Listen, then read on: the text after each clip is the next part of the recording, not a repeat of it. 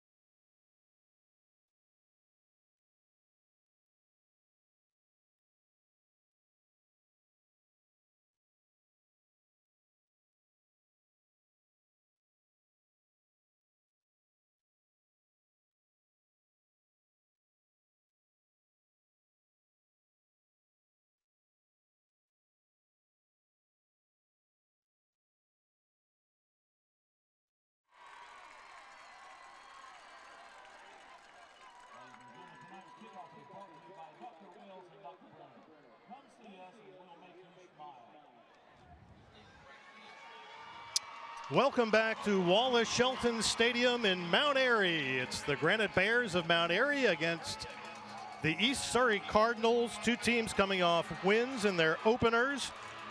Mark Covert, this is going to be a good one. Yeah, I mean, this has blue blood written all over it, right? A heated rivalry, a storied one within the state of North Carolina. And we're here to witness it. Week 1 for us, week 2 for them. They've got a running start. We just got to catch up.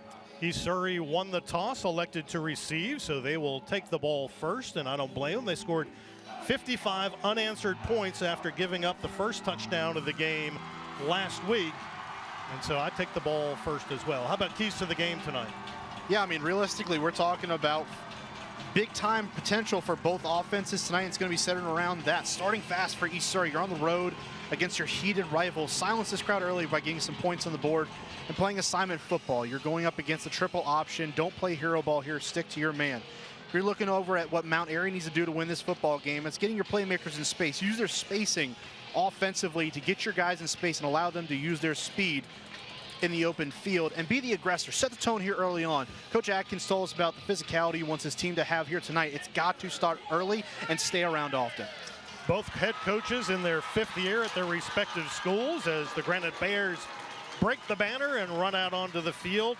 The head coach, Trent Lohman, in his 5th year. He came from Bandy's High School. He's the head coach for East Surry. J.K. Atkins in his 5th year here at Mount Airy. An interesting mark, he has former head coach Kelly Holder, who was the coach here for about 20 years, as one of his assistants on his staff. That certainly can't hurt, right? I mean, you have that experience as an assistant on your staff, and it's going to go a long way towards giving your team a chance to win football games, especially here early in the season. There's a lot of unknowns still here in week 2. Talked to some of the coaches about that this week. They've got to find ways to iron out those kinks, but after last week's performances, you got to look at the tape and think there aren't too many. Here's a shot of Coach Atkins on the home sideline. He was out here striping the field, and I mean the entire field, about 2 hours ago. And I think he's getting his steps in tonight. Let's say you got to love it, right? Absolutely. We mentioned 55-7 was the East Surry score, win over Starmount last week. Mount Airy played their other big rival, their right down the road rival, North Surrey. Close ball game. Was a 5-point game going into the 4th quarter before the Granite Bears pulled away. They had 3 touchdowns in 4 plays in the second half and pulled away to win that one 46-18. So 2 teams with big wins so far. And Walker Strop will kick off for the Granite Bears. He is the do-it-all guy for Mount Airy, right? That's the guy. I mean, we talk wide receiver, DB, kicker, the whole 9 yards, and to boot, no pun intended there, really good kicker at that. D1 potential, as Coach Atkins told us. So we're going to see what he can do right off the bat. Coach said he is one of the top place kickers in Western North Carolina, so it'll be a treat for us to see him work here tonight. And there is Strop putting the ball on the tee, as you see. Of course, first home game, it can't fall off, right, Mark? Yeah. Gosh, you hope not. Have to have a good omen here. Good omen going early here for the Granite Bears. And back to receive, Matthew Keener is one of the deep backs for East Surrey and trying to get eyes on the other. And it's a good kick. Will carry into the end zone. And actually, that was Kyle Zinn. No, it wasn't. I'm sorry. That was Devin Williams, and he decides the smart thing to do is hold on to the ball and take it at the 20-yard line. Take a look at the starting lineups for East Surrey. These are the Cook Rentals starting lineups. And it'll be quarterback Folger Boaz, who has committed to North Carolina, University of North Carolina, as a pitcher at quarterback. And he will keep the first play and slips. That'll be a loss of a couple, bring up 2nd and long. I was kind of wondering, a little bit of rain before the game here today and all around the area. I kind of want to see how the field condition is. It looked really good to us, but it was a little soggy. That could play a factor here. You see Boaz slip on that first run. We'll get a look at the Mount Airy defensive starting lineup after this play. As I said, they clamped down pretty well on North Surrey after first 3 quarters. Good rush there. Little out pass is complete, but covered well by that Mount Airy defense. Traven Thompson in there to help make the play, and there you see the starting lineup for the Granite Bears. Guy who had the big game last week, Caleb Reed at linebacker. 9 solo tackles, 7 assists, and 16 total. Heat-seeking missile last week against North Surrey. Had 1 tackle for loss. So it'll be 2nd and 11. Still 3rd down. I'm sorry, it's 3rd down. That's referee Gary Russ. Our officials tonight, Gary Russ is your referee. Jamie Payne, the umpire. Brian Moore, the linesman. Richard Watkins Jr., the line judge. Back judge is Michael Palmer. And the clock operator is Stephen White. Back to throw Boaz. He underthrows his man right there. That was intended for Stephen Brantley. Incomplete, bring up 4th down. Yeah, Bryson George, great coverage on the outside, really not giving Boaz anywhere to go with that football. Tight coverage and a tough throw to the outside. Great defense that time by Mount Airy, forced 3 and out on their first drive. So you saw Brantley there. He had a nice game last week, including a touchdown catch. And now to punt is Mount Airy. And that is Brantley, who that pass was intended for. They're going to let the ball hit, and it'll roll dead right around the 33-yard line. And that's where the Granite Bears will start on offense. You're going to see something a little bit different here offensively. Kind of the triple option, a more methodical offense historically, but we were told this week and what we saw last week, this is an explosive attack. It's going to be a little bit different. Instead of being under center, a lot of this is operated out of the shotgun 5 yards behind the center. It's a play-by-play guy's nightmare. That's why we get paid the big bucks. That's true. All right, 1st and 10, Granite Bears. And it's a keeper. Little pitch right there is to one of the backs. That is Tyler Mason, Jr., 6'1", 185. He looks like he got maybe a little bit. We'll give him a half a yard. but it'll be 2nd and 10. There's a look at the Cook Rentals starting offensive lineup for the Granite Bears. Ian Gallimore, the quarterback, had a big game last week. Cook Rentals renting the smart way to get things done.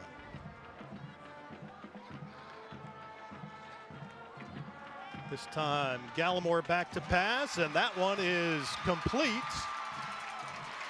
Walker Stromp. Stromp, we told you, he can do it all, and he pulled in the first pass completion of the game from Ian Gallimore right there. Well, I'll tell you what, we had heard that they wanted to throw the ball a little bit more this week. The Granite Bears of Mount Airy did. And right there, get it out to your do-it-all man, Walker Stromp. The elusiveness to break tackles and gain yards after the catch, so paramount to this offense and how explosive they know they can be. We'll give them 20 yards. It's a Crescent Ford first down for East Surrey. Ride to the game in style with a new F-150 from Crescent Ford of High Points. Again, the two-back set and quick drop and throw. It is deflected there at the line of scrimmage. Good job getting pressure right away as Gallimore took the quick drop. He was looking out here to the near side, but that pass was broken up. Here's a look at the Cook Rentals starting lineup for the East Surrey defense. They played very well last week, allowed only 4 first downs after the first quarter against Starmount. Two very similar defenses. They play multiple, no set defense, like to fly around and use their athletes in space. All right, Ian Gallimore calling signals, 2 backs. And he will give to the first man, that is Mason. And Mason gets nothing.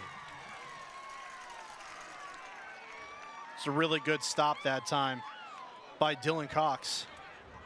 Able to play, again, we're talking about playing assignment football. Each player is going to be manned up against one individual player offensively, and that's how you counter what they do with the triple option. You got to make sure you're sticking to your man, not just flowing to where the football is. There's a lot of smoke and mirrors that come along with your offense, the play-by-play nightmare. That's right. Cox, senior, 6 foot.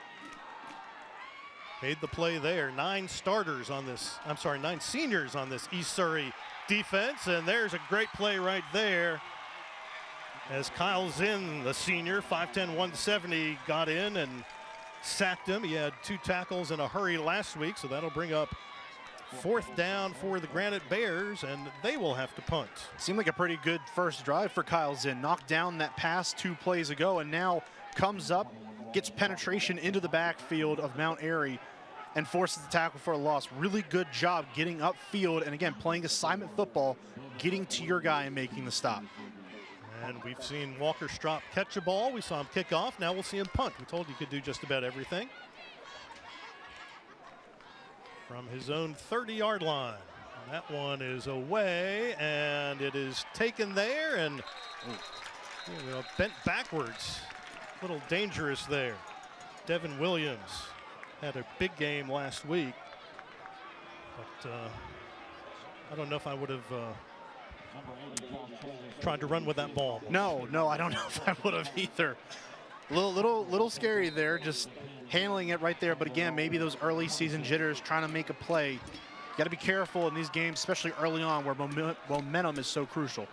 All right, so the Cardinals back on offense, and a big hole there for Devin Williams, the man who got bent backwards on that punt return. Williams last week, 15 carries, 112 yards, and 2 touchdowns.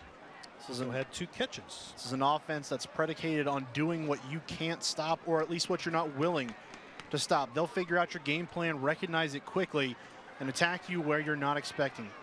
Gain of about 7. We'll call it 2nd and 3. There it goes up the middle. That was Williams again, it looks like. And he picks up the first down.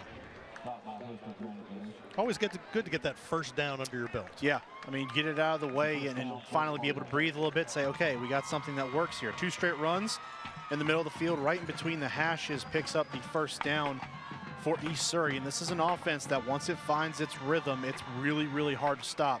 So if you're Mount Airy, you've got to find a way to get penetration here and create pressure. So here we go, 1st and 10. Boaz on the keeper, but he will lose yardage.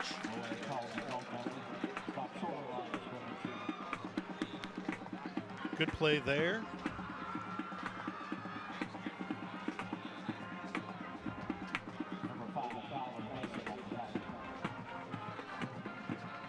It's a really nice job up front. Getting into the backfield, getting talked about in the last play, getting that penetration is going to be so crucial against this offense of East Surrey. And right there, just getting up the field, getting through that big offensive line that the Cardinals field. It's a good stop on 1st down. Official said he did get back to the line of scrimmage, so it'll be 2nd and 10. Boaz gives this one again to Kyle Zinn. And Zinn will take it for a few yards. In fact, he took it for almost 9, so it'll be 3rd and 1. Good job by Zinn here. You see, cut up the field, follow your blockers, and get upfield. Really nice job of recognizing where the blocks were leading to, following them, and turning upfield for a nice gain of 9. 3rd and a long one right here. Again, Zinn, and he will fall forward. Looks like he got enough for the 1st down. And Mark, talk about following your blocks. A lot of people just want to see pure speed. They don't realize that your offensive linemen are your friends. Right. Wait for them to open those holes for you. And that's the beginning stage of it. Finding out where those guys are going, getting a feel for how the hole is going to open up or where it should be at, and then following them. Use your eyes, just use your intuition instead of always trying to bounce it outside for a home run. You get those 3 yards, you move the sticks right here. The drive stays alive, and you have another chance to score points. And that is a Crescent Ford 1st down for East Surrey. Ride to the game in style with a new F-150 from Crescent Ford of High Point. Boaz to throw. Looking long, and that one is broken up. Nice play by Mario Revels, the cornerback, senior, 5'11", 160. He had 3 pass deflections last week in the win over North Surrey. Just really good anticipation that time by Revels to go back, watch the football in the air, and back up. You'll see it right here. Makes a play, high points the football, goes up there and competes for it, and able to knock that one away. That's a terrific play. This time we're coming near side on the run, and that is Devin Williams, and he is stopped after a gain of, looks like about 4 yards. So we've gone a little inside, a little outside, a little throw, and as promised, they are mixing up the offense well. Well, and that one almost looked like a bit of a shovel pass. It was a misdirection going right and then going left and coming back to the right that time, trying to mix it up. There you see Trent Lohman, the head coach, doubles as the offensive coordinator, as does J.K. Atkins for Mount Airy. So it is 3rd and 4 after a gain of 6. And here comes Williams around. There's a flag on the play, however. And we'll see what the call is. Another misdirection that time. That'll be a hold on East Surrey, and that doesn't help your offense. No, not particularly. Again, give yourself a chance there. Coach Atkins has to like the energy provided by his defense up to this point. They are swarming to the football, getting there, and at least forcing some sort of pressure. It's not just a clear path every single time for this East Surrey offense that is now backed way up behind the chains.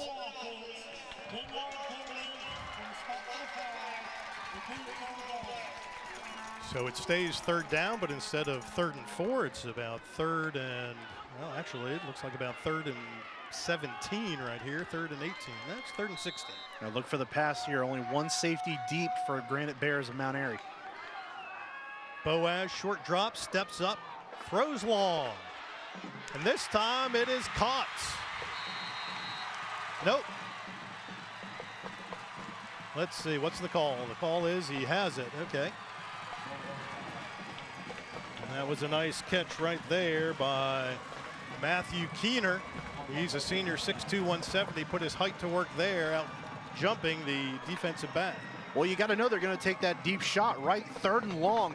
They're looking down the field, and Boaz is going to launch that football. Great job of tracking it by Keener. Big gain, ball on the 20 now, gives straight up the middle. That was Zinn, I guess. Yeah, an effort like that's going to get you in a position to win football games and especially put points on the board, converting on those long third downs to keep the drive alive. 2nd and 4 from the 14. Boaz. He gets close to the sticks. Let's see.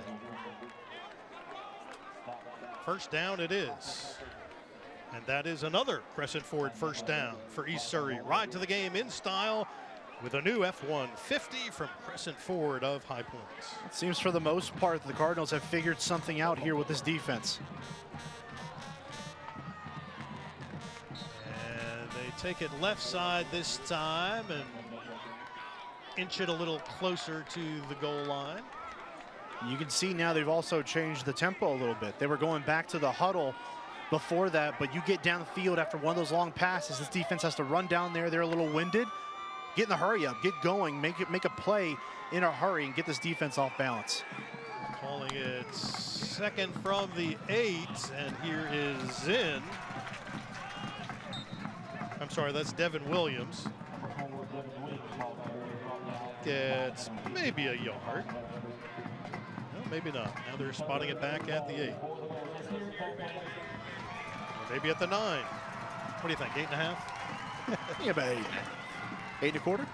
So 3rd and goal from the 9-yard line. They're calling it officially.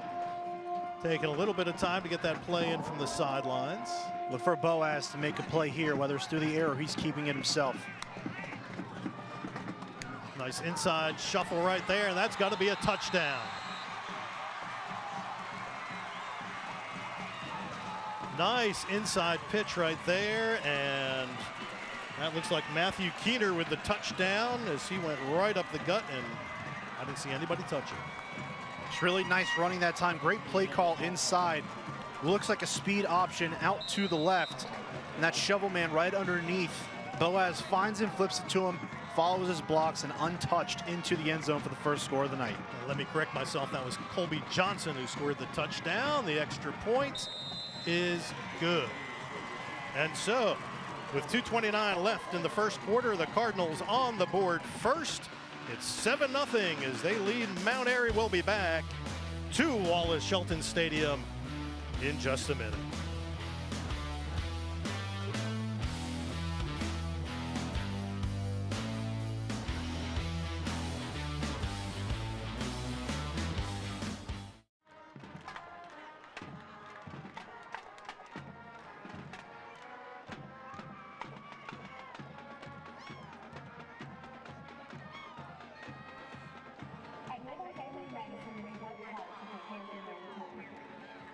We know life slowed down, but your health kept moving. Whether you put out for medical concern, need an annual physical, or have other health issues, our team is ready and here for you. We're following all current CDC guidelines because your health and safety is our top priority. Don't delay in taking care of your health. Call today and schedule your appointment.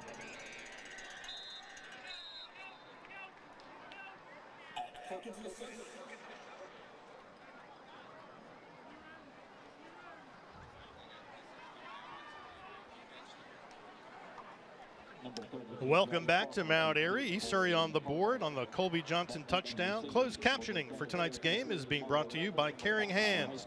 At Caring Hands Home Health, we understand that the happiness of your loved ones is important to their overall wellness. So Mark, East Surrey, as I think we expected, mixed it up on that drive, and Colby Johnson did the last 9 yards of work there. They can attack you from any which way they like, and they're always game planning to see what weakness they can exploit. All right, kick is taken at the 24-yard line. Good coverage by the Cardinals. And there might have been a yard or two brought back. So Granite Bears will start. That was Logan Fonville on the return. He's a 6'1", 163-pound senior. So 1st and 10, Granite Bears at their own 26, now trailing 7-0. 2:23 left here in the first quarter from Mount Airy. Can't wait to see what adjustments Mount Airy's made offensively. Some sparks, some signs of life on the first couple of drives for them, but not much. or rather the first drive. Now on the second one, how do they answer the score from East Surrey? And here we go, fumbled snap, and Gallimore does the prudent thing and falls on it. That'll be a loss on the play, but at least they keep possession of the ball. Probably not the best start if you're trying to come up with an answer to that East Surrey score right here. Just a low snap and getting away. Gallimore's smart play, gets back on top of it, lives to play another down. They've got to get going in a hurry here now. This offense is predicated on those big plays. They've got to find space, but that starts with the center quarterback exchange.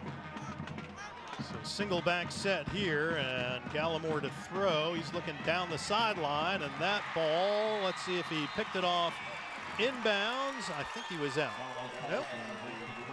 It is incomplete. That's close. Pass was intended for Walker Straub. That's really, really close. Great play. That's a catch. That's a pick. Wow, that is tough. Good thing they don't have instant replay. No, in it high is a school good thing, football, because huh? that's an interception. That's one heck of a play by Dylan Cox on the back end of that one. Just tracking the ball down the field, making that catch. Fortunate for Mount Airy that they get away with that one. But now, that being said, it's 3rd and long. 3rd and 13 from their own 23. Ian Gallimore looks, tries to step up, and he's going to go down. There's a flag on the play. East Surrey got good pressure. Gallimore stepped up. It looks like it's a holding on Mount Airy. Saw that pressure flying around Gallimore, and just no time to step into that throw and find something down the field. On the offense, penalty is declined. Will be 4th down. So smart play there. It's 4th and 13, 14 yards, deep in their own territory. East Surrey, if you're smart, you make them kick it. Yep. Just really good pressure up front by East Surrey that time. And just a good play overall. I mean, you got to give them credit where it's due. They are off to a strong start in this one. And this crowd that was so loud early on for Mount Airy has gone quiet. Good kick by Straub. Receiver will let it bounce. It does. Takes a bounce back toward the Mount Airy line, and it is down there at the East Surrey 40. So the Cardinals will have pretty good field position to start when we come back. Minute 24 left, first quarter. East Surrey leads at 7-0. We'll be back right after this.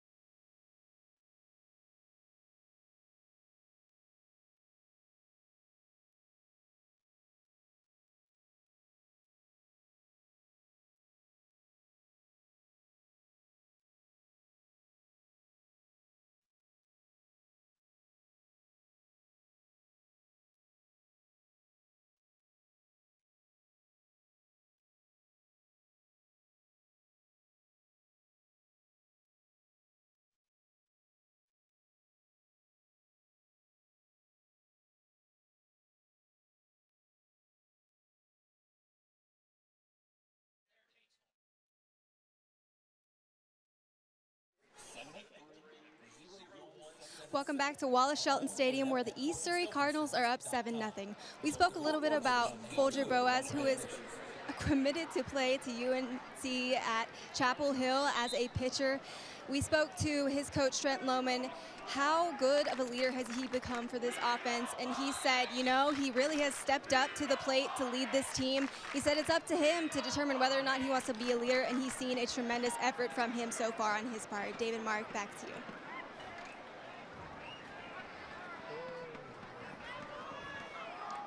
All right, thank you very much, Hannah, the sideline reporter for us tonight.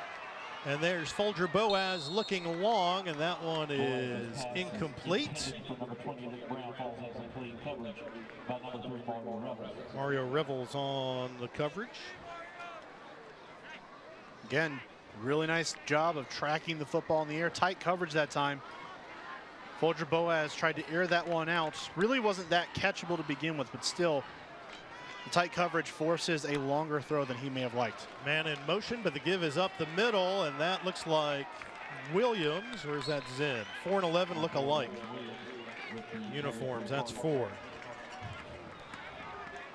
Another solid run up the middle. That is Williams, excuse me. No, and it seems fine for what they're doing right now, because a lot of these yards they're getting running the football have been in between the hashes, in between the tackles, attacking the middle of this Granite Bears defense. Almost lost the ball there, but the ball is in with another Crescent Ford first down into Granite Bear territory as Williams takes it again. That's good for another Crescent Ford first down for East Surrey. Check out the newest Ford trucks at crescentford.com.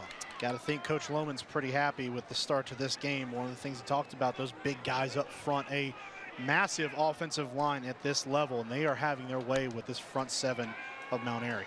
J.K. Atkins called them a college D2 line, offense and defense. Pass from Boaz is complete right there.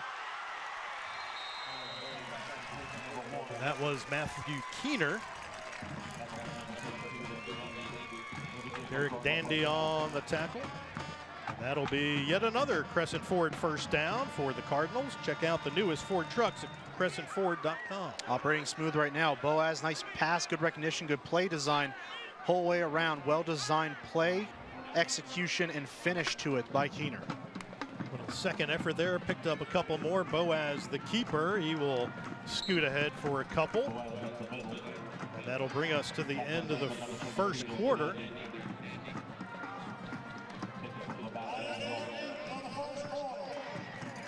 There it is. So with the first quarter over, our score East Surrey 7, Mount Airy nothing. We'll be back with second quarter action from Wallace Shelton Stadium after we take a pause for this.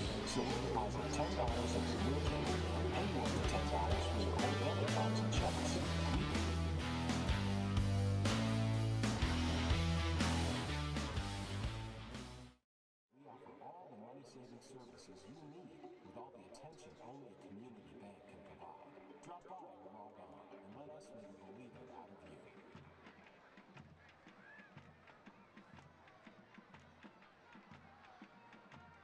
Bear fans, let's welcome the class of 1970 to the stadium. Welcome. Altec is a leading provider of products and services to the electric utilities and telecommunications. Free care, license signings, and contract partners. Altec delivers products and services for your operation.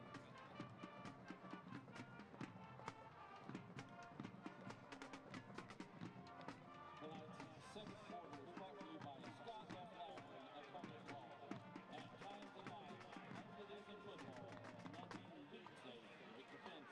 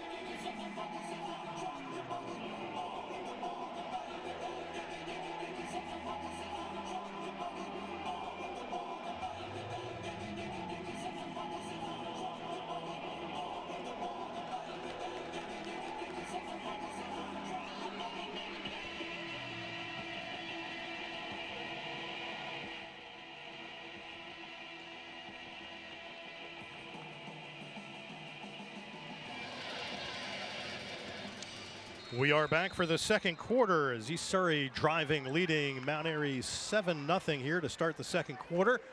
2nd and 8 for Folger Boaz and his team, and Folger keeps it, gets it down right around the 25-yard line. And now it's become a methodical march, Mark Covert. Yeah, and they've run that play with Folger here a few times throughout the first quarter. Now the first play in the second. That quarterback keeper right up the middle, and you got to think that's going to be setting up something as time goes on. That defense starts to creep forward thinking it's a run. They start going over the top with it.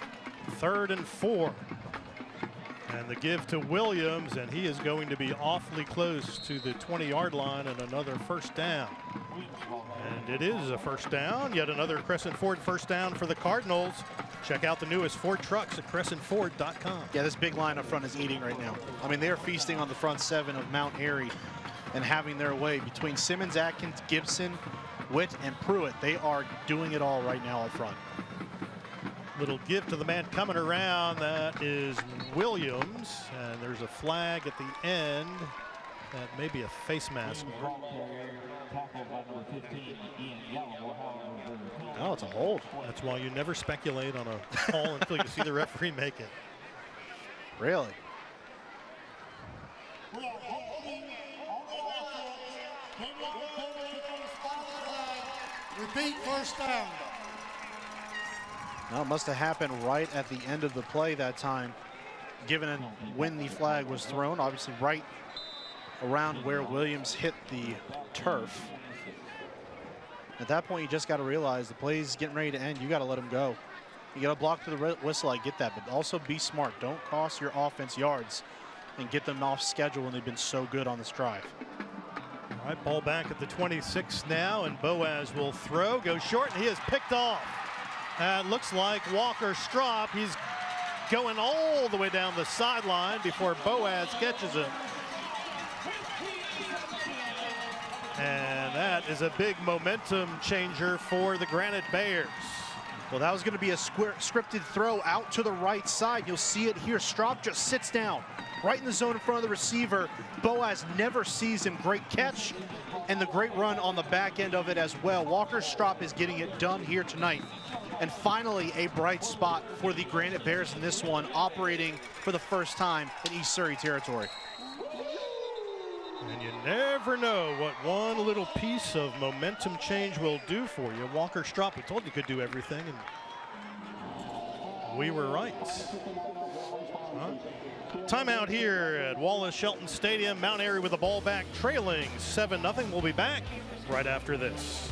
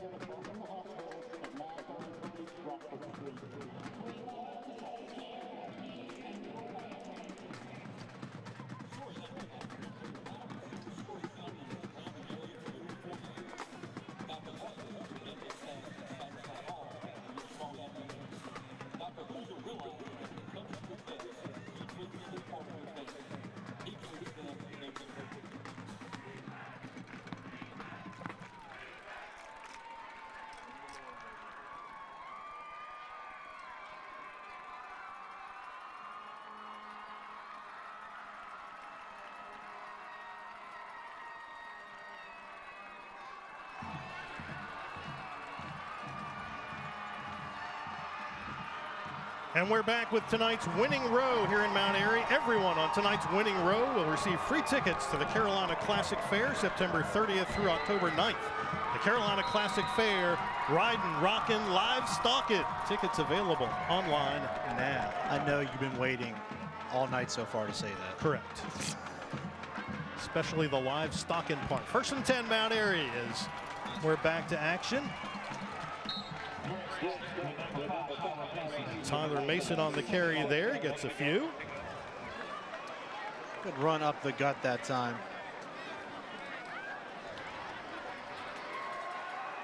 Really nice play finally for this offense of Mount Airy.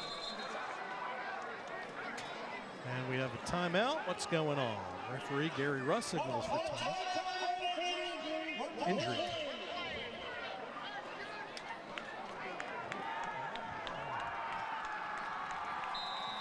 And back we are. So whoever got hurt got off the field in quick time, and we are back at it. Mount Airy with the ball, trailing 7-0 here. Just under 10 minutes left in the first half.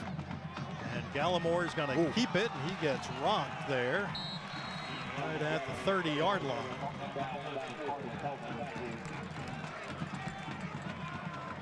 Lohman came off and everything. Watch this thing right up the middle and get stonewalled. Right there, just long enough for a group of Cardinals to get over to him and make that play. Because he lost his helmet, he has to come off. And so his brother, Landon Gallimore, steps in. Landon had a pretty good game. A couple rushes for 17 yards and a 31-yard touchdown pass to Mario Revels last week in the win over North Surrey.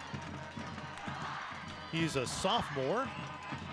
And Give there is going, well, made something out of nothing. Tyler Mason, and looks like we have a flag on the play. Given where the flag was thrown, looks like it would be in the vicinity of holding. Run play that long usually results in that. And you're correct. So you speculated right. I like that. See? So that'll be holding against Mount Airy, and now Coach Atkins looking into his playbook for his behind the chains play here. And as an offense that is almost entirely predicated on running the football. On the offense, 10-yard penalty from the flag. Repeat, third down. In fact, Coach Atkins this week in our chat with him told us that if they can't run the ball effectively, they were going to be in trouble. Well, and that's the truth for any triple option offense. This is an offense that runs the ball. I mean, that's what they do. They'll take their deep shots down the field in the passing game every now and then, but those are set up by the run. And if you're not running effectively, more or less, you're dead in the water as an offense. All right, so Landon Gallimore back in, turns one way and then the other. He throws out into the flat, but East Surrey was all over it.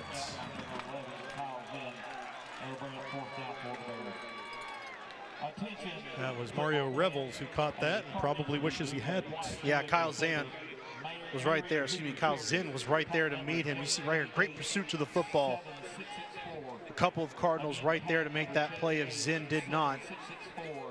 But Zinn's had a really good game here defensively. Had a couple of carries as well on offense, but defensively he's made some nice stops and also has batted down a pass at this point too. So that'll bring up punting situation for Mount Airy. 4th and 20 with the ball on the 46. Kind of caught in no man's land. So here's Walker Straught, Mr. Do Everything. Man. He will kick it. Ball will trickle back toward Mount Airy, but it's inside the 10, so a great punt to pin East Surrey deep in their own territory, and we will step aside. 8:02 left here in the first half. East Surrey leads it 7-0 over Mount Airy. Cardinals will have the ball when we come back.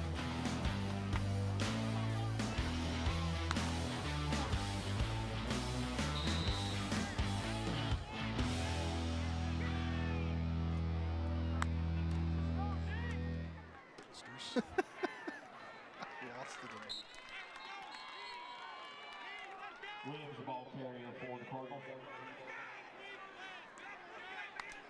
Brought down by number 10, Trent Thompson.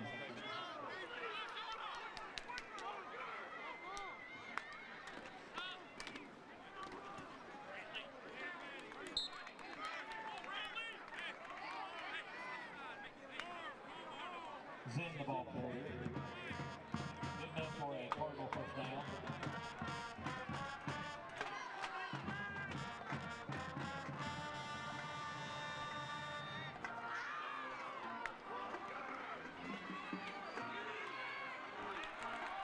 Boaz calls his own number, tripped up by number 15, Ian Gallimore.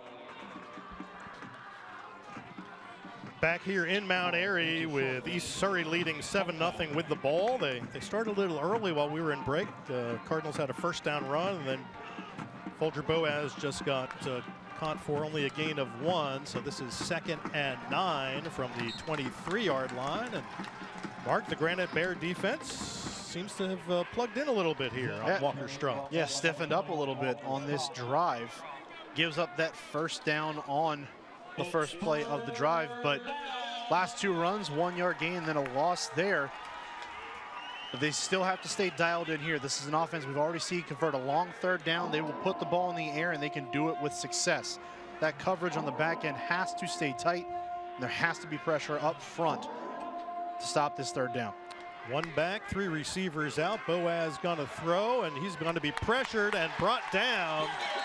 Big play right there by Derek Dandy, who got in for the sack and the loss, and that'll bring up 4th down and a punting situation for East Surrey. That's going to be the easiest way to do it. Get that pressure back there early. Don't allow the quarterback to set his feet and find his guys down the field. Just an Ole move that time. Dandy gets right back there and makes a solid play for the sack. Brings up 4th down and halts the drive. Solid play, or could you call that a dandy play? I tried to contain myself. Back to punt for East Surrey is Stephen Brantley from his own 3-yard line, gets it off, and a pretty good punt. And it'll take a pretty good bounce, in fact, all the way down to the 21-yard line. So that, by my math, is 39 and 35, 64-yard punts. That's Tyler Mason did not. Or 39 and 25, actually. Tyler Mason did not take that punt. He did not field that punt. I'm surprised he didn't. He had room to work with. And as one of the lead ball carriers for this offense, and space working like that, you got to think you want to take that thing and run with it. Great punt, great bounce, and roll, and bounce again. So Mount Airy takes over 1st and 10 from their own 21-yard line. Gallimore almost turned the wrong way, but he gives it to Mason, who tries to get around that left side, but not much luck there. Shut off pretty well. The East Surrey defense is swarming right now, Dave. They are everywhere. And there is not one single Cardinal that's ever getting to the football. It's at least 2 to 3 guys at the very least. We'll call that no gain. Ball still at the 21, but now 2nd down. Gallimore gonna throw, and yeah, I was gonna say no, he isn't. Yes, he is. Gets it away. Dangerous, and a nice play right there to intercept by Luke Brown. Luke Brown, no, I'm sorry, that's 30, not 20. Will Jones with the interception. And a big play to turn momentum right back in the Cardinals' favor. Well, big play results from a big no-no. Great job by Gallimore breaking out of the sack. Here you'll see right at his feet. He has a Cardinal defender right there, breaks out of it, but then throws late over the middle. And you can't do that as a quarterback. You know that ball defenders are going to be tracking that ball to the middle of the field. And that time, a great play by Will Jones to track it down, make the pick, and the ball goes right back to that East Surrey O. Give Anderson Badgett credit. He got the pressure and got to his ankles, made him hurry that throw. So 1st and 10, Cardinals, and here they come. There's Devin Williams. He gets through that left tackle and gets it inside the 30-yard line. You know, really right now, Dave, it just seems like this Mount Airy team can't get out of their own way. You know, they have one bright spot take place, and then right after that, they're making a mistake that is giving East Surrey opportunities to open this game up more and more. And right now, time is not on their side. 2nd and 2 right here, and there's a flag, and pass was complete. Let's see what the call is. It's another hold on East Surrey. Stay tuned for the Ncdhhs halftime report. We'll have this week's scholar athletes, participating school interviews with the principals, highlights from across the country, and more. That's the Ncdhhs halftime report. We have 4:11 left here in the 2nd quarter.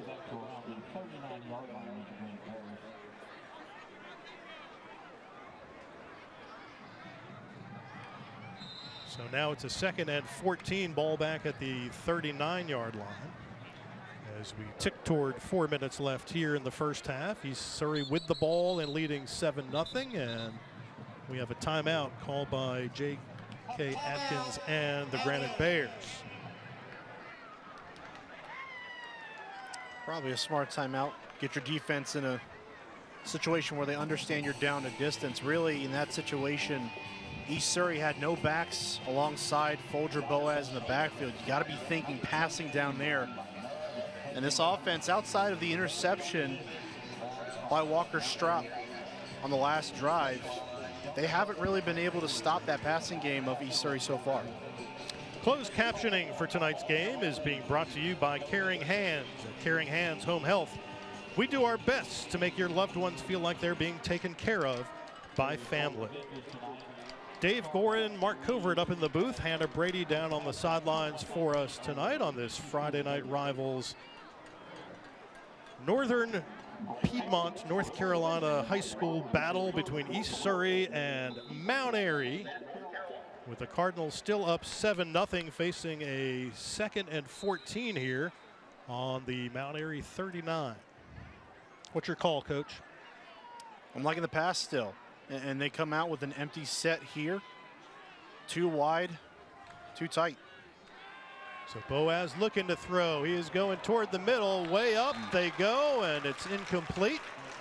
Pair of number ones on that. That was Matthew Keener, the intended receiver, but Logan Fonville on defense for the Bears went up with him. Well, one-on-one, I'm taking the Granite Bears here. Little high that time. Keener had the inside position that time, but the high pass results in an uncatchable ball. Good defense still either way to knock it down. So here we go. 3rd down, little kind of bubble screen to the inside to Colby Johnson, but Mount Airy had that one smelled out and stopped it.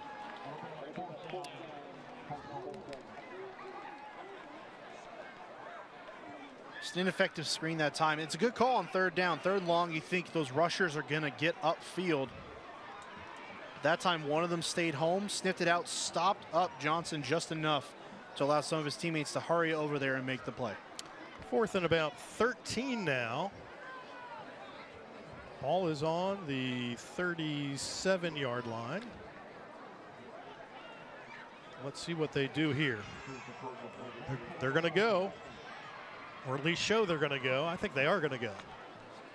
Boaz, empty backfield. He is looking long, and that's going to be picked off by Logan Fonville at the Mount Airy 5-yard line.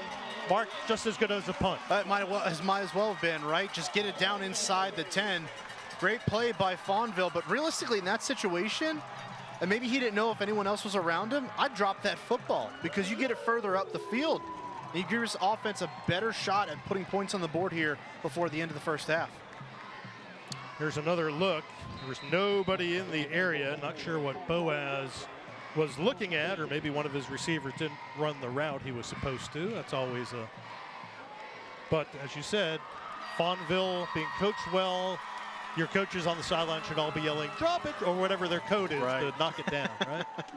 So 1st and 10 for the Granite Bears. Give is up the middle for a short gain. And it's not like go ahead. Let's say it's not like we haven't seen this offense for Mount Airy do damage in a short amount of time. Again, 3 times in 4 plays they put points on the board via touchdown in the 4th quarter of last week's game against North Surrey. Can they do it here before the 1st half ends? That was the freshman Tayshawn Martin on that first one. There's a pass to Strop on the outside. He gets away from one before he's dragged down by Colby Johnson at the 42-43 yard line. So now some breathing room with 2.5 minutes here left in the 1st half. I gotta tell you, Dave, this Walker Strop kid is as good as advertised here in the 1st half. Good punts, good kicks, and his receiving ability has been on display as well, and an interception right here. Another move outside, just as he did in the 1st quarter on a long reception, gets up the field for extra yardage after the catch. Number 21 in blue and white is getting it done for this offense. Receiver split to either side. Gallimore has 2 backs with him. And the give is up the middle to Tyler Mason, and Mason gets a couple. Actually, they moved that ball back a little bit. Not a very good spot for the home team. It'll be 2nd and 10. He might have gotten a half a yard. Got to have a sense of urgency here if you're the offense for Mount Airy. Clock continues to tick. Gallimore, short drop, looks, has pressure, and he has got to get sacked. It's a guy call timeout here. Minute 33 left, and we'll see what the call is. There is a timeout for East Surrey. And let us remind you to stay tuned for the Ncdhhs halftime report. We'll have this week's scholar athletes, participating school interviews with the principals, highlights from across the country, and much more. That's the Ncdhhs halftime report coming up as soon as we're done with this half, which has a minute 29 left. So East Surrey leading here, Mark. A minute 29 left. Ball for Mount Airy, trailing on their own 37. So they have 63 yards to go to tie it up or maybe get into field goal range. They have Strop, who's a very good kicker. I asked Kelly Holder, one of the assistants who used to be the head coach here, what his range was, and he said, as long as we need him to go. Well, is it a bailout answer if I'm looking for Walker Strop to get the football in his hands? Really, the rest of this drive, he has been the one consistent bright spot, not just for this offense, but for this team as well. He's made plays in all three phases of the game.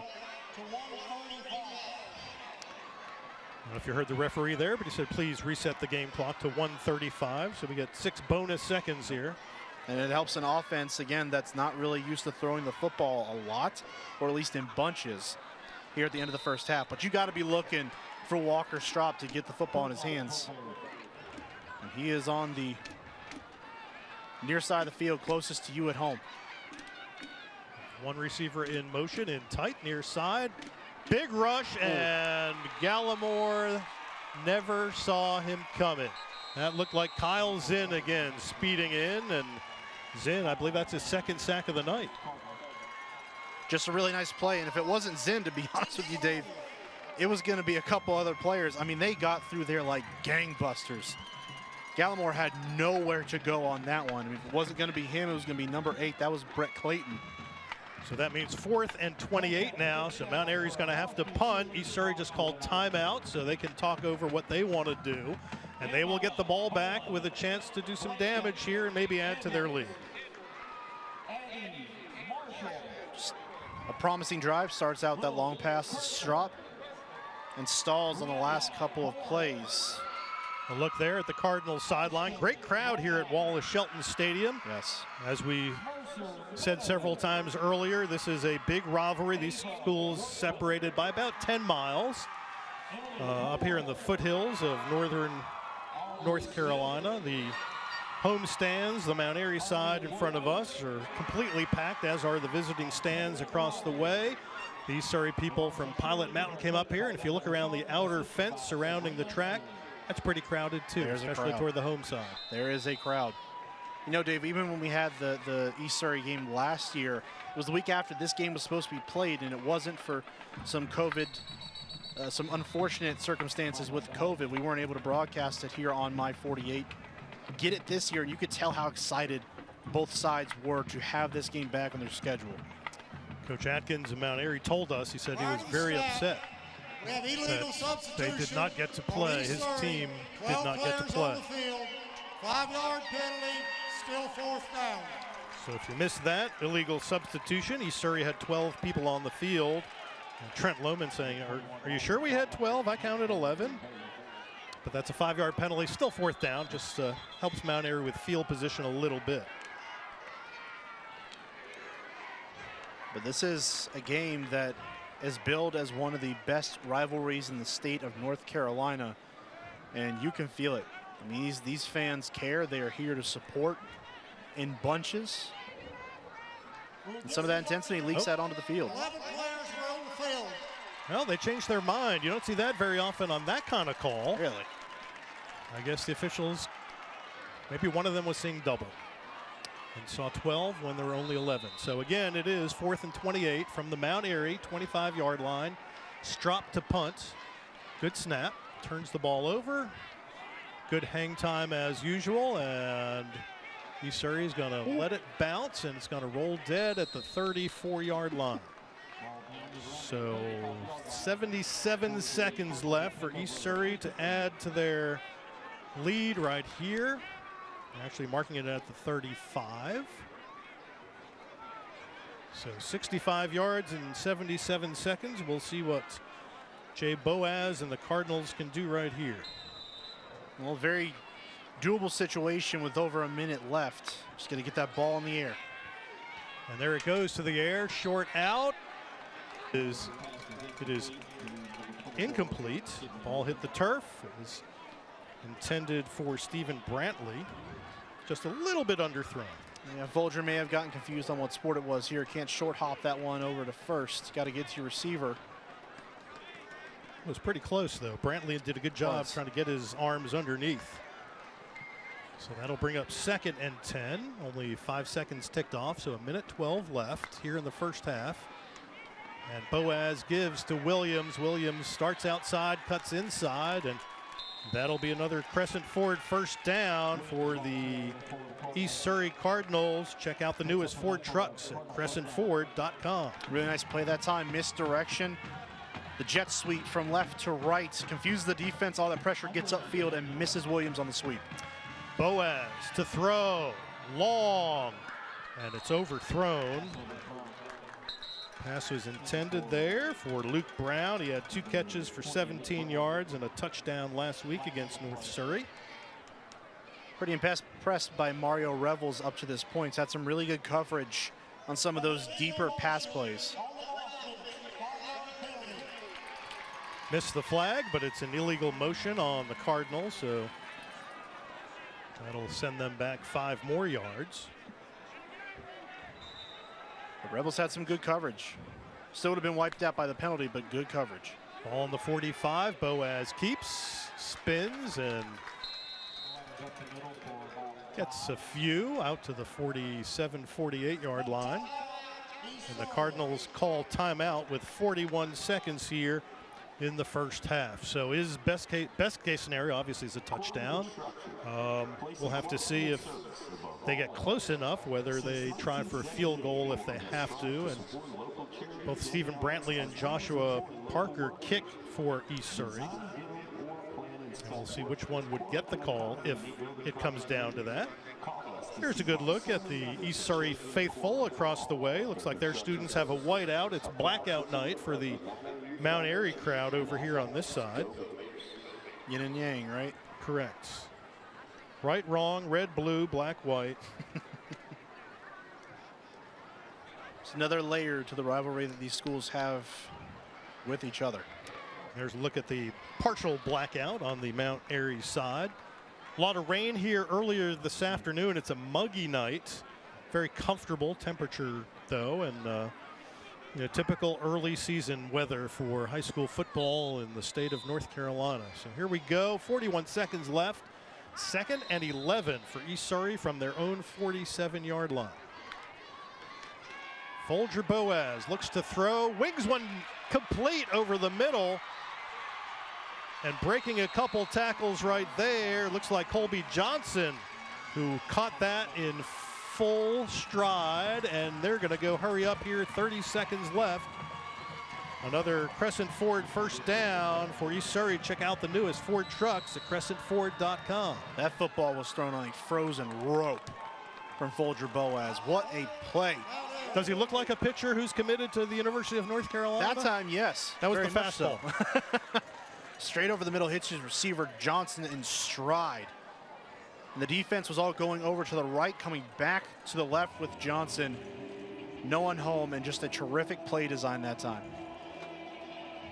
So it'll be 1st and 10. Ball at the 22 for East Surrey, and they have 32 seconds with which to work. See J.K. Atkins and his staff looking over their plans on defense. They have co-defensive coordinators Austin Taylor and Darren Taylor. As we mentioned, both head coaches call the plays on offense. Randy Marion is the defensive coordinator for the Cardinals. And so both teams break their huddles, and we'll see what the Cardinals and Trent Lohman have in store here. Again, 1st and 10. 32 seconds left here in the first half. East Surrey leading 7-0. Quick out by Boaz, and his pass was intended for somebody else. Couldn't quite pick up the number from here, but it was intended for the far receiver and the near receiver. I think it might have been Keener. No, I'm sorry.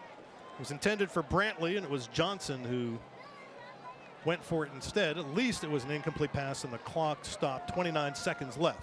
Just miscommunication there. It can't be in the same part of the field. Looks like they're maybe trying the same thing. No, you look that way, go into the end zone, and it looks like a touchdown, and it is.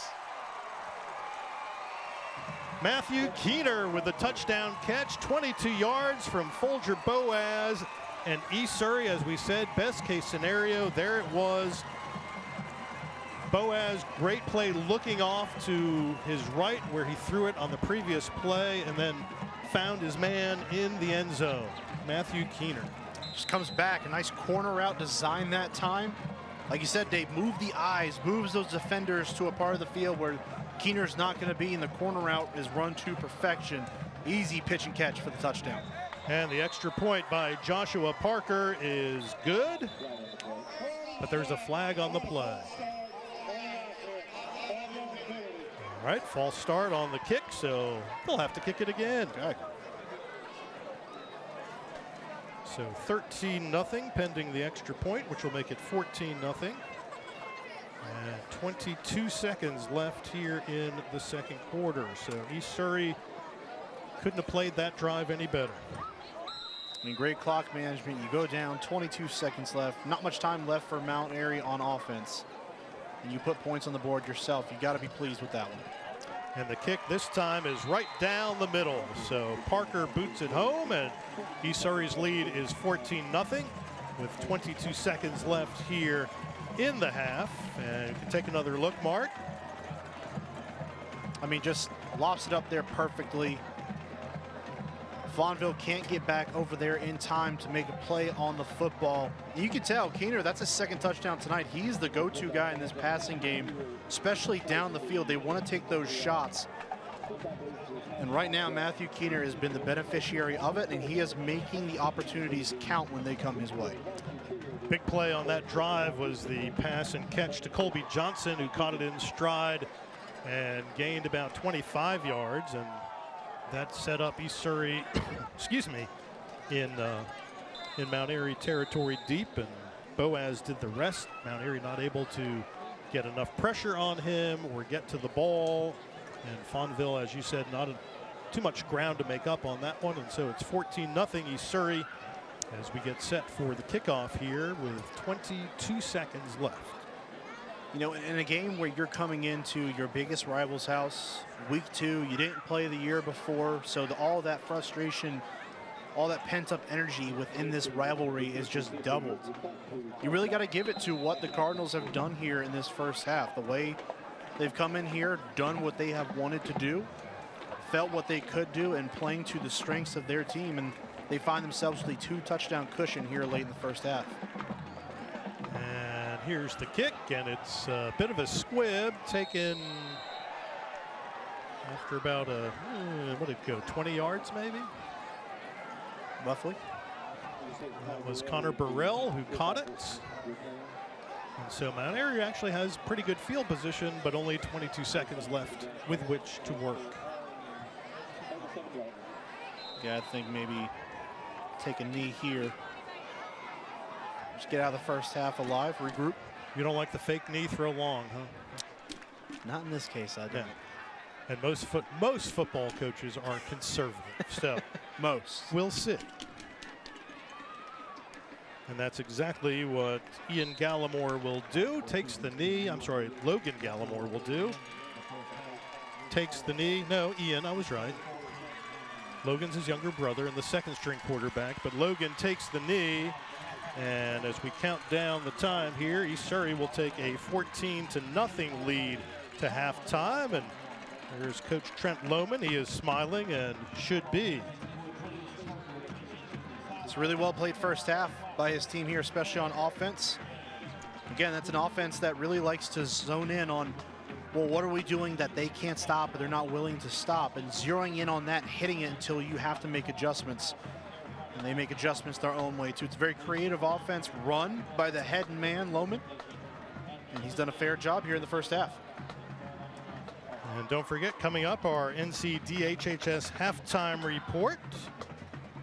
But But first, we will have Hannah Brady, who is ready with East Surrey head coach Trent Lohman. Hannah? Coach, your offense got slow at the beginning, but after that touchdown pass from Folger to Keaton, how are you hoping to continue that offense coming back out? You know, we're playing a really good defense, a really good team. So not so much we started slow as they're doing a good job stopping us. So we just got to make adjustments and keep going. A couple of holding penalties in this first half. How are you hoping to come back in the second half and eliminate those mistakes? We have to be more disciplined, quit shooting ourselves in the foot. All right, thanks, Coach. Good luck in the second half. Thank you. We'll be right back with more with the halftime report after this next break, so stay tuned. Guess that answers my question.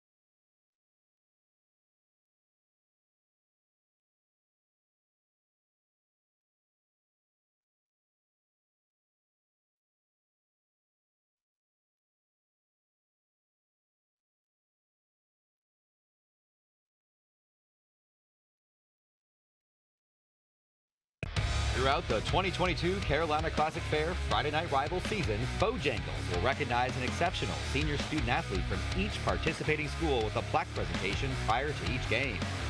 This week's Bojangles Scholar athletes are from Mount Airy High School, Mercer Meadows.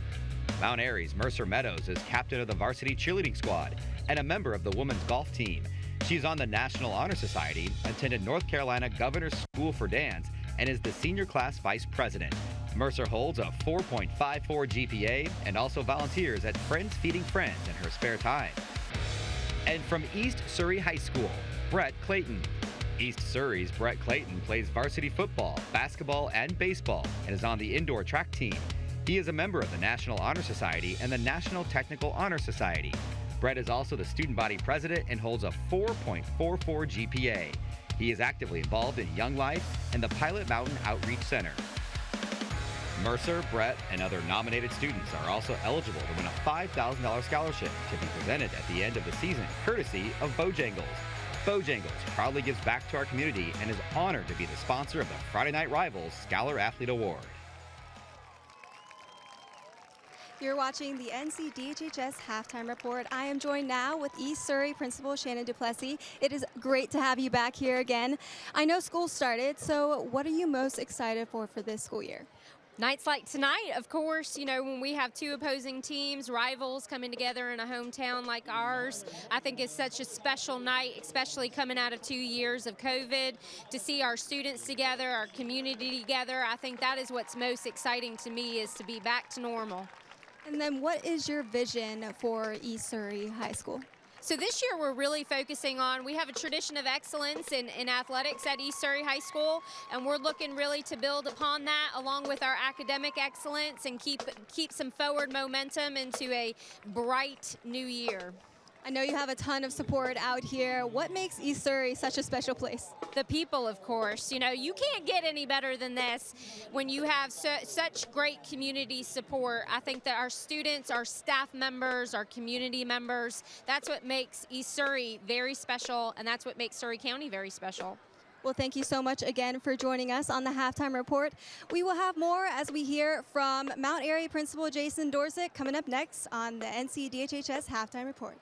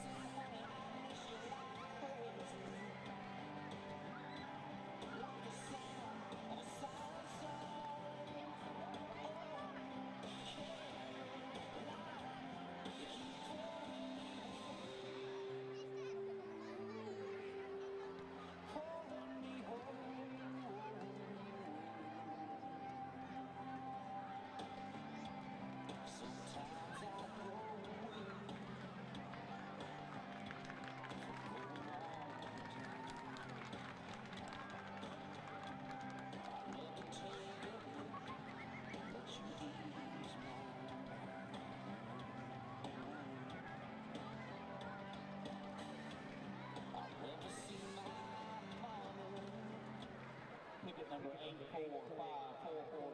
You've got about a minute to get to the press box or change in the ticket.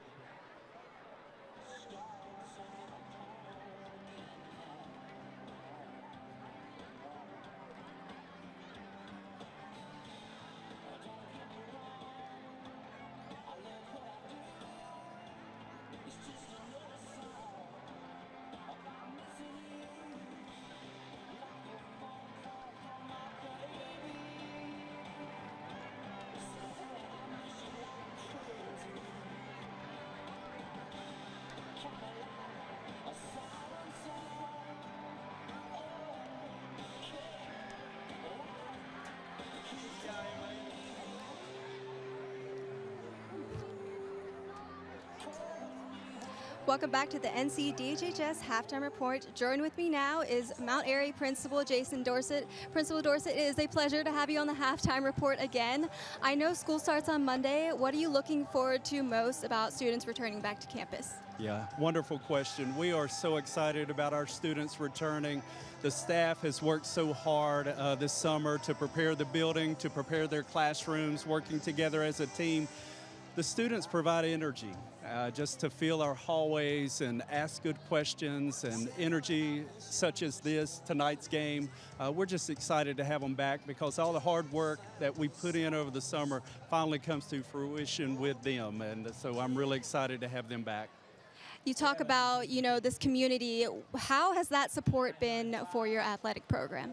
Well, it is our athletic program, and just tonight is a great example. We have the class of 1970 here on campus, for a reunion, and it's just an example of one of the reasons why we have the facilities, we have successful programs, we have the fan support, and most importantly, they just model how to be a Granite Bear and the things that we need to do and how to become a successful citizen. So without them, these games will not be the same. Rivalry with East Surrey, who is a wonderful school with excellent tradition as well, would never be the same without our fan support. So I'm blessed to be principal of this school and to have these fans here with us for anything that we have on this campus.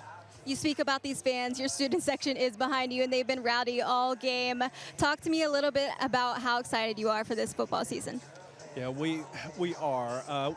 We're so excited because our students are excited, and we just have wonderful student athletes and coaches. Our coaches spend their time, and this started way back in March, preparing for this football season, and they have just worked so hard. They are developing good football players, but excellent young men. And these fans, they were here all day. We've had seniors on campus painting parking spaces. We had a senior sunrise service this morning at 6:30. So for many in our student section, they've been here all day, and that's exciting. And just another example of the tradition we have, and while being a Granite Bear is such a wonderful thing. Well, thank you so much for joining me on the Halftime Report. Up next is our Medical Minute, your spot for COVID-19 protection from our sponsor, Ncdhhs.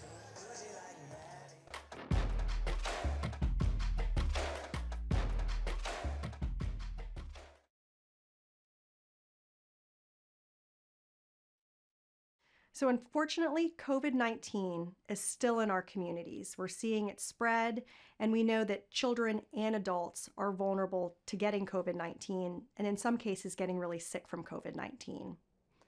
As the weather cools this fall, we also know that people are going to be more likely to get together indoors. And whenever we're indoors together, it also means that we're at higher risk for spreading or catching COVID-19. This is why it's so important to stay up to date on your COVID-19 vaccines and boosters for yourselves and for your children.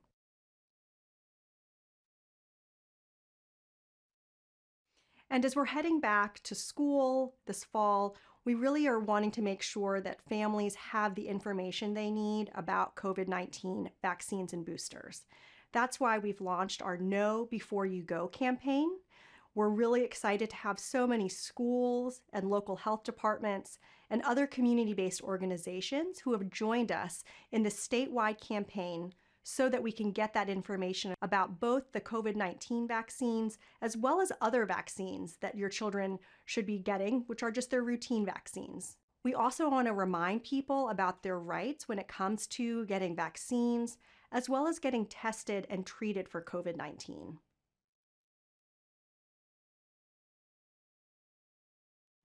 It's important to know that not every vaccinating provider is going to have the vaccines for the younger children, and so please call before you go to make sure that they have that vaccine available. Parents can go to myspot.nc.gov to find more information about the vaccines, and importantly, find a location where you can get your child vaccinated as well as the rest of your family members.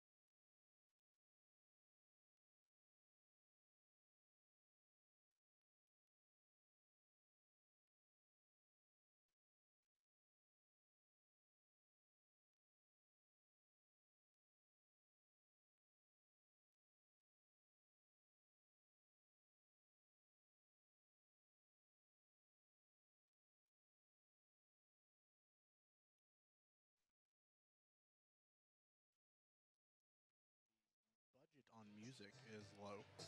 Welcome back to the Ncdhhs halftime report. Right now we're watching the pretzel stacking contest hosted by the Carolina Classic Fair, and we're talking to DJ Hargrave, event and branding manager. Giant pretzels are one of everyone's favorite fair food. What other fun fair foods can we expect this year, DJ? There's a lot of new fair foods coming to the Carolina Classic Fair this year, and a lot overall. We have new animals coming for entertainment. We have new concerts coming, and a lot of new food. I don't want to spoil too much because we have a lot of great announcements coming up over the next 2 to 3 weeks on new food, new attractions, and everything new for the fair. To stay updated, tune into our Facebook and every social media outlet at Carolina Classic Fair and carolinaclassicfair.com. So for those who don't know, what is the Carolina Classic Fair and when is it? The Carolina Classic Fair happens in Winston-Salem, North Carolina every year. We're going into our 140th year. We're riding, rocking, livestock, and bringing new rides, new entertainment, new food every single year for the citizens of North Carolina to enjoy. And we're just really excited to just have a family-friendly environment for the whole family to enjoy. It's September 30th through October 9th this year. We can't wait to see everyone there. And why is it important for the fairgrounds and the Carolina Classic Fair to support high school football? So we support not just high school football, but all of the school systems overall. All of them are involved with the fair, from competitive entries to entertainment and everything involving around the fair. So we love supporting the local school systems and having them involved with the Carolina Classic Fair. Thank you, DJ. Always a pleasure speaking with you. Dave and Mark, back up to you guys. Thank you very much, Hannah. I wonder, was there mustard on those pretzels, or were they salted, Mark? I don't know. I don't know. I think they should bring them up here. We can try them out. All right, 14-0 East Surrey here at halftime. Let's take a look at those first half stats. Obviously dominated by the Cardinals, Mark. The big number, 119 yards passing for East Surrey, -4 for Mount Airy.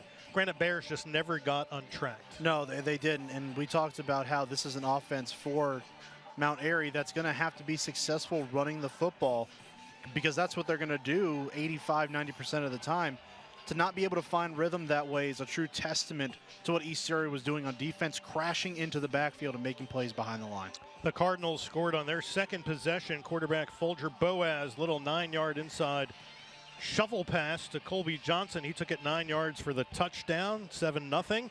That was the score entering the second quarter, and then East Surrey took advantage of a great pass and catch. Boaz to Colby Johnson, who caught it in stride and got it deep into Mount Airy territory, and that set up Boaz's 22-yard touchdown pass to Matthew Keener with 22 seconds left in the second quarter.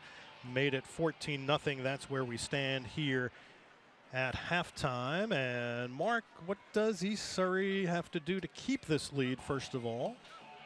Continue to attack defensively. Really, this game, I think, is going to be won when East Surrey's defense is on the field and when Mount Airy's offense is on the field. When those two units are going up against each other, the second half, that's where this game is going to be won and lost. The physicality of Mount Airy is going to come into play.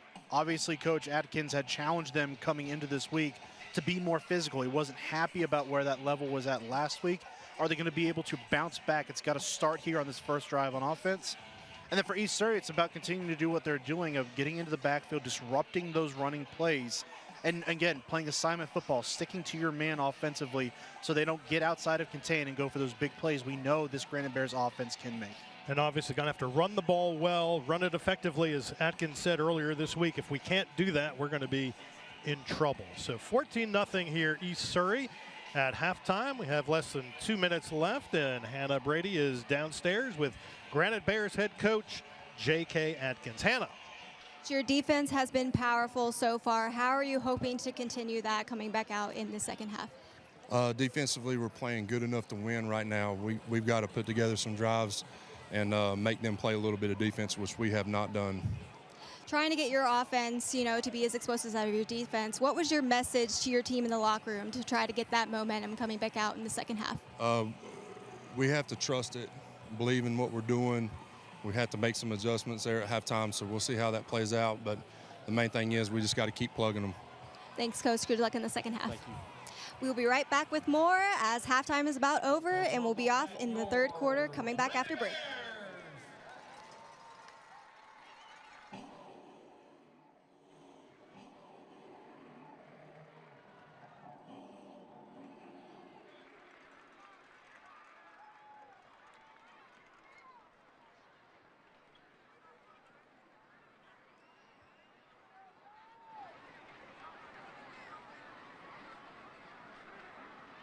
Ladies and gentlemen, tonight's third quarter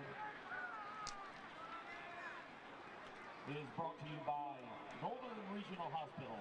Quality medical care begins at Northern Regional. And tonight's second half kickoff is brought to you by Perkins and Associates. When it comes to insurance, go with Perkins and go Granite Bears.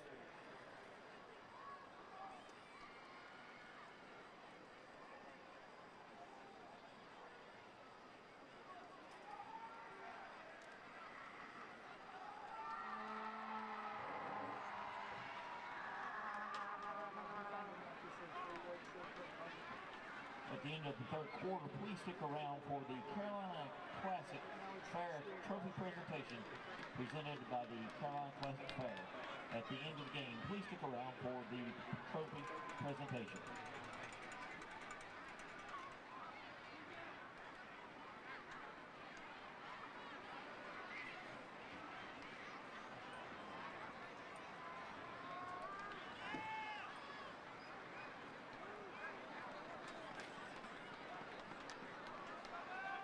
Parker to kick for the Cardinals. Rebels and Mason back getting receiving for the Bears.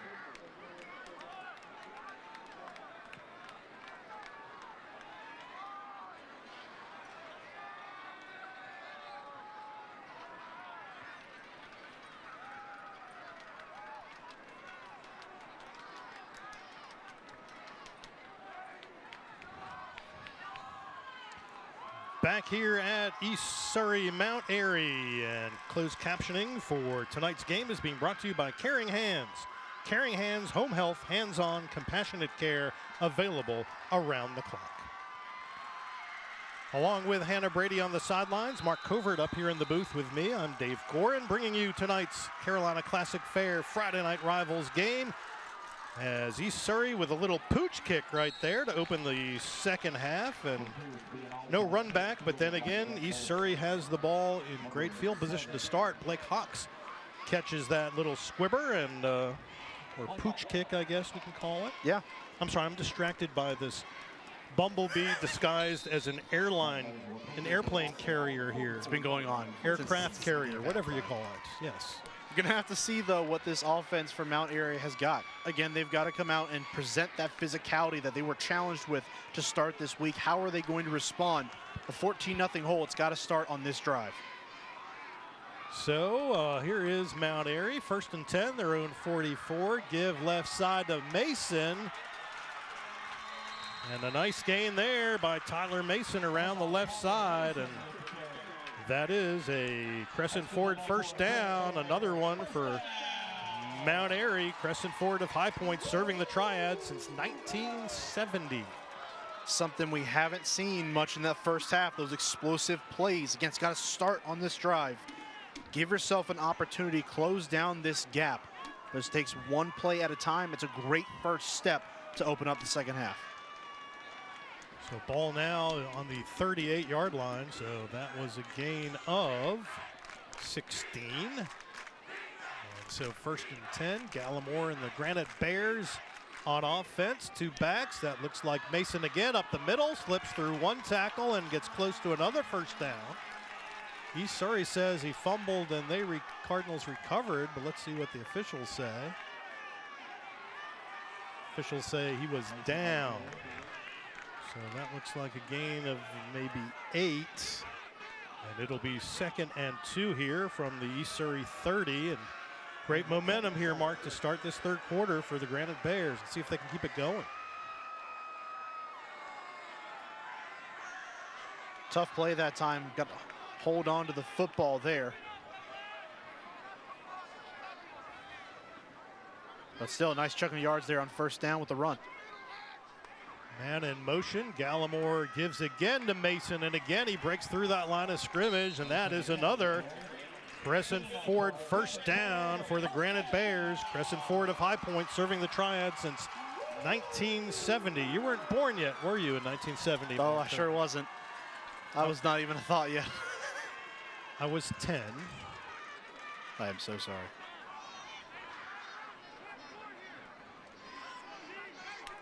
But a nice run on first or second down there, moves the chains again. Now we're seeing some of the consistency that we were expecting to see earlier in this game from Mount Airy. They're getting that push up front. They are getting that line pushed back. Changing the line of scrimmage is the term. And it's allowing these backs to get up and get more yards before they're even touched. Gallimore gives up the middle again. That looked like freshman Tayshawn Martin, the 5'8", 150-pound freshman, and it was. Let's recognize tonight's Scream Dreams fan of the game. Scream Dreams, the newest all-indoor haunted attraction in Thomasville. She's into it. All indoor? All indoor. That's terrifying. It is. 2nd and 6, Granite Bears. They are now at the East Surrey 21-yard line, so they have some room to maneuver here. Playbook kind of opens up here, doesn't it? A little bit. You can kind of catch them off guard, see where that defense is at. If they're creeping up, take a shot down the field. Gallimore to throw this time, looking for Straub. Did he catch it? They say incomplete. I think Straub looking for a little interference there, maybe holding. Like to see that one again. We're going to see right here. Looked like good defense that time, taking that shot down the field. Gallimore looking for Straub, the big playmaker. That's good defense. Lyndon Fleming, number 22 there in white. You see Straub looking for that call, but that's good defense. You just run down the ball. And in high school, you can face guard. You don't have to turn your head around like you do in the NFL to look for that football. Just play straight up defense, good tight coverage that time.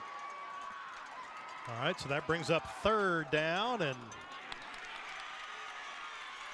handoff is up the middle, but not much gain for Mason right there. Looked like maybe Gallimore slipped a little bit on the exchange. You know, from here in the booth, it looks like there's a little bit of dew. You talked about how muggy it's been when you talked about the rain earlier in the day. Some of that humidity is starting to settle down on the field. That creates an issue. That footing can become a big factor here as this game goes on here in the second half. So that brings up 4th and 6, ball in the 21. We'll see if they go for it here. Straub, you see, is coming out to the right side, the near side, and he's their place kicker, so they are indeed going. Here's the snap, quick pitch, and it's whistled down before we got going here. It's an offside, looks like. Let's see which team it's on. I didn't see the point. I did see the line judge or the head linesman with his hands on his hips indicating offside. Here's Gary Russ with the call. Prior to the snap, we have encroachment on the defense, 5-yard penalty, still 4th down. So encroachment on the defense, and that's a free 5 yards for Mount Airy. So now it'll be 4th and 1. Big boy football. And ball at the 16-yard line. Big boy football, about a yard, maybe even less than that to go. You run a triple option offense, everyone in this stadium knows what's coming here. It's a run. And that's when I throw the ball, because nobody will expect it. So Mason, the sole back. Gallimore keeps it. Does he get enough? Yes. Second effort gets through the middle of the line.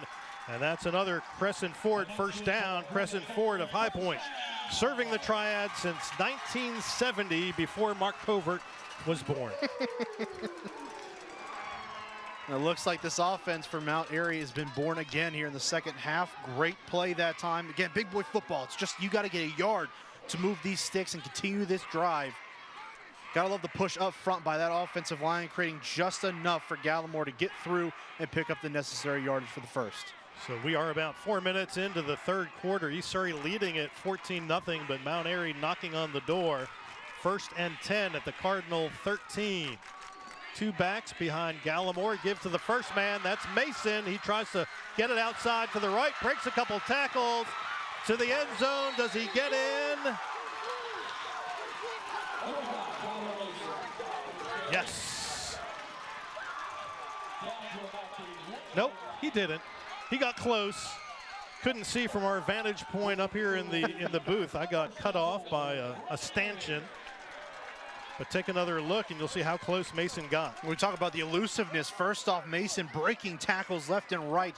Getting outside, that's 3-4. Cuts it back inside and gets pushed out of bounds just shy of the goal line. But what an effort.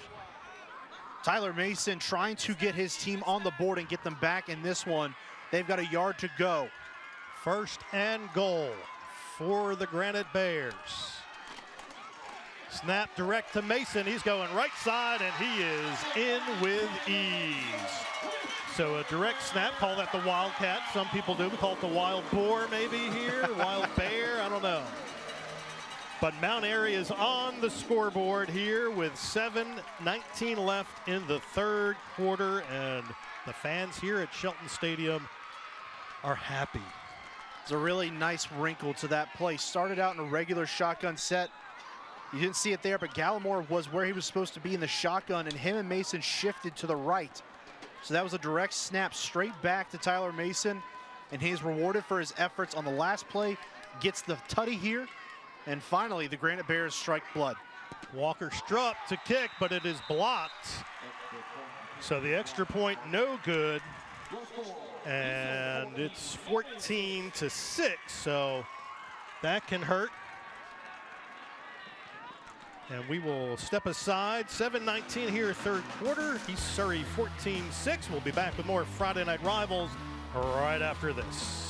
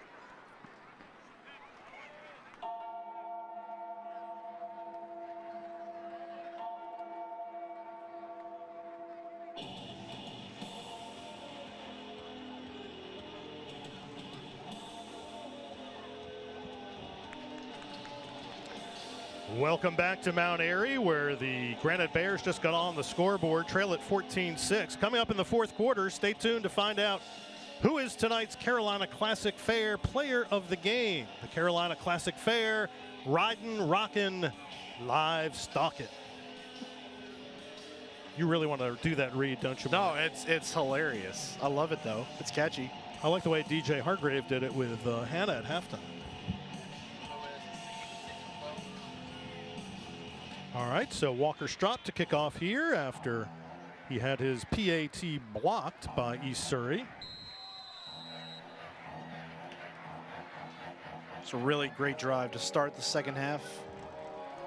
Don't even mind the extra point. You finally got on the board, and momentum has swung all the way back to the Granite Bears. And that kickoff again into the end zone, and so the Cardinals will start at 1st and 10 from their own 20.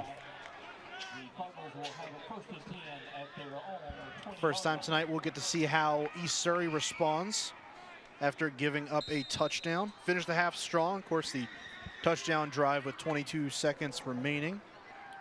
You saw head coach Trent Lohman signaling the play to his quarterback. You see him there, number 2, Folger Boaz. Had a good first half, 6 for 12 passing. Not going to have a good carry right here as the Mount Airy defense is all over him, including Ian Gallimore. We talked a lot about how this East Surrey defense was swarming in the backfield in the first half. This time, first play on offense for East Surrey, and they are swarmed in the backfield. One quarterback takes down another, Gallimore on Boaz. And as you may know, here in 1A with not very big squads, the majority of these players play both ways, offense and defense. There's a little pass out to Matthew Keener, and I think he started to run before he caught the ball. Just look it into your paws, right? Yep. Turned his head upfield way too soon that time. You got to get there. Keener's had a great first half for the 1 touchdown and 1 long reception as well. See it here. He starts to turn his head upfield last second right there. You saw it. Got to look that football into your hands. At least pick up those yards first, then worry about yards after the catch. Important third down for the Granite Bear defense after just scoring their first touchdown. Bad snap, mishandled by Boaz. And he just gets rid of it, incomplete. So Boaz trying to make something happen. He kind of mishandled the snap. Got good pressure there from Mario Revels, who's had a good ball game tonight. Now East Surrey will be forced to punt the ball away. It's a really nice job. Again, pressure on this drive. It got back there and it got home. Something that Mount Airy didn't do last week was register a sack. They had one in the first half, and you saw pressure to start the second half this time. That physicality that was challenged by Coach Adkins at the beginning of this week is starting to shine through. They are taking it personally, and now we'll get the football back with 6.5 minutes left after a nearly 5-minute drive to start the half. Stephen Brantley to punt. He gets it away, and that comes down. A fair catch called right there by Mario Revels, and so Mount Airy will start for their second straight series with great field position. Start the third quarter. East Surrey tried a pooch kickoff, and Mount Airy caught the ball at the 44-yard line, so they went 56 yards for the touchdown, with Mr. Mason doing the majority of the carrying. And now the punt gives Mount Airy first and 10 at their own 45. How do you maintain that consistency, that effectiveness you had on the last drive? It starts up front with your big uglies. First down carry is the give to Mason. Nice fake by Gallimore there. Mason gets 5 on first down, so he had 5 carries for 36 yards and the touchdown on the last series, and gets that first carry here. You might as well go with that hot hand. Yeah, and it's interesting, Dave, because we heard last week too from Coach Adkins that this was the formula in the second half for Mount Airy on offense as well. Start hitting in the middle, that immediate handoff as the first option in the triple option. It started to really hit home in the second half of last week's game. Now in the first part of the second half tonight, the same effectiveness is taking place. All right, one receiver in close, a little, let's see if that's a backwards pass. That's a fumble. Let's see, and yes, referee Gary Russ says that was indeed a backwards pass. Colby Johnson recovers, and just like that, the momentum that Mount Airy had goes right down the tubes. That's a fumble right there to scoop on top of it. We can talk about the front end of that play, because there was a defender right there covering the receiver that time. That was Trayshawn Martin they were trying to get it to, and there he is, Johnny on the spot yet again. Kyle's in, disrupts the pass. It was backwards to begin with, and that's a backwards lateral, counts as a fumble. All right, Boaz fakes, keeps, and a nice big gain right there before he is brought down at the 30-yard line, so gain of about 10. And that will be another Crescent Ford first down. Crescent Ford of High Point serving the Triad since 1970. Really like that run on first down by Boaz. Getting up the field, put your foot in the ground.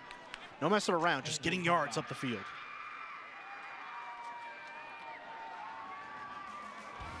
All right, we'll be back to Shelton Stadium. East Surrey leading with 5:23 left here in the third.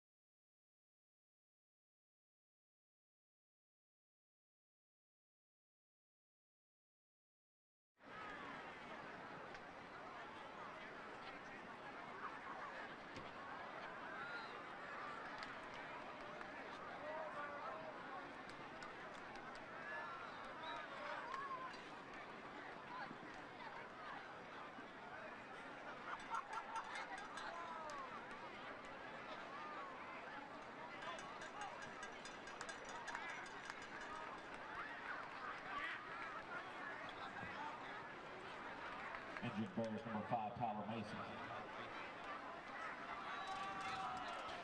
Welcome back to Mount Airy. You see head coach Trent Lohman talking to his East Surrey Cardinals. They lead at 14-6. That was an injury timeout that took us to the break. It was Tyler Mason, the running back and safety, the running back who did the majority of the work on the Granite Bears touchdown. And Mark, it looked like, as you said, he wasn't putting much pressure on his leg.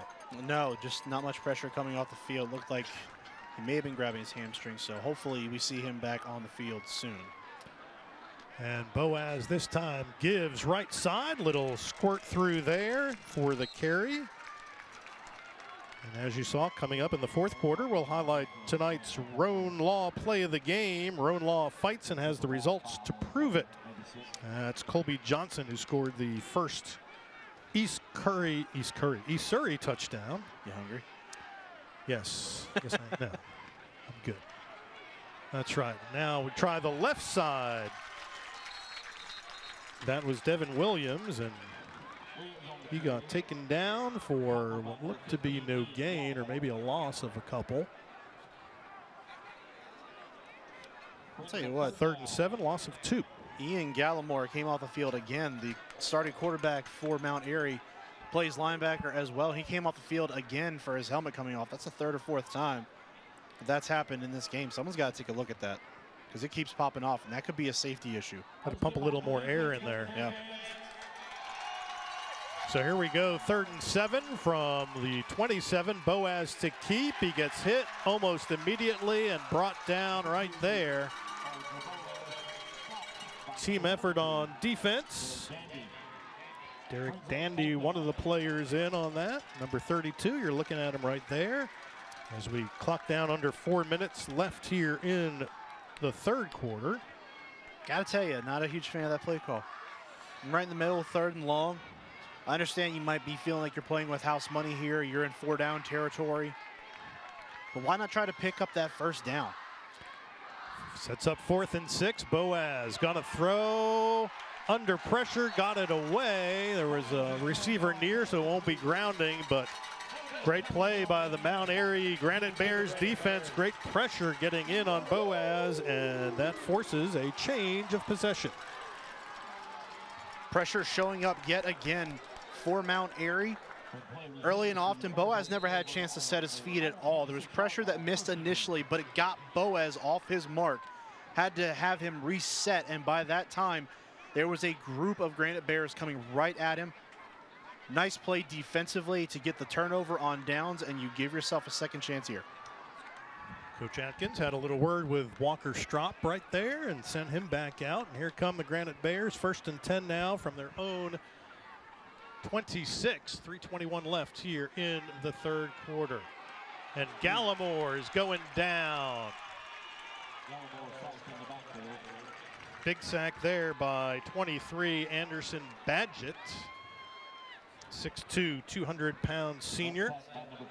We mentioned this is a veteran East Surrey defense, 9 senior starters, 15 of them on the 2 deep. When you're going to watch him, he came all the way from the backside of that play. He was being blocked by the left tackle for Mount Airy and able to come all the way across and make that play. That's great pursuit and not giving up on the play when it's rolling to the other side of the field. Some plays you just get that motor going a little bit extra. So 2nd and 20 now, as Mount Airy has a lot of ground to make up. Gallimore wants to throw, being chased out of the pocket, and he is going down. Got away from a couple. Couldn't escape from nose tackle Eli Becker, who makes the tackle. Becker, a 6'2", 195-pound senior with good pursuit right there. So again, that speed for this East Surrey defense showing up yet again. You see the 1, 2, 3, 4 Cardinals, 5 by the end, maybe even 6. And your man Kyle Zinn made the big hit after Becker wrapped him up to bring him down. So that'll bring up 3rd and 15. Can't say that I'm surprised. Granite Bears on their own 21-yard line. We are under 2 minutes left here in the 3rd quarter from Mount Airy. Gallimore wants to throw, rolls to his right, and is not gonna get far. It's Kyle Zinn again.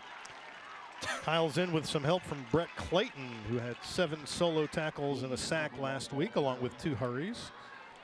So Clayton, a 6'3" senior, 195 pounds, so good size and speed, and that'll bring up 4th and 18. I mean, with a playmaker like Kyle Zinn flying around the field, I mean, what do?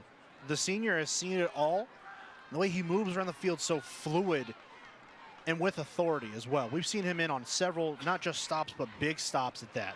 Strop to punt, no rush. Not a very good one this time, but he does get a little bit of a roll, and it's going to roll dead right at midfield. So great field position for the Cardinals to start here with 48 seconds left in the 3rd quarter.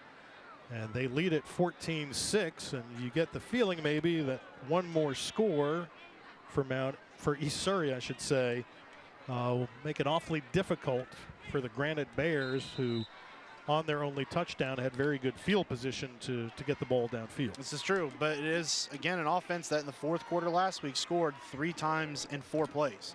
So they are more than capable of going the distance at any point in time. So first down play doesn't get very much.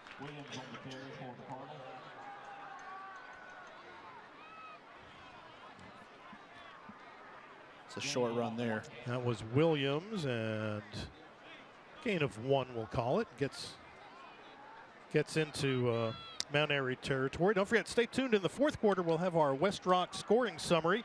West Rock, your local leader in paper packaging and displays. Come join our team at jobs.westrock.com. All right, Boaz is going nowhere. Granite Bears broke through that time. That was a team effort as well. Gallimore, one of the players in on that. That designed quarterback run is starting to be very ineffective, especially here in the 3rd quarter as it ends. Just not a great play to run right there. 14-6 is our score. We are through 3 quarters here in Mount Airy. East Surrey with the ball, leading 14-6. We'll be back after this.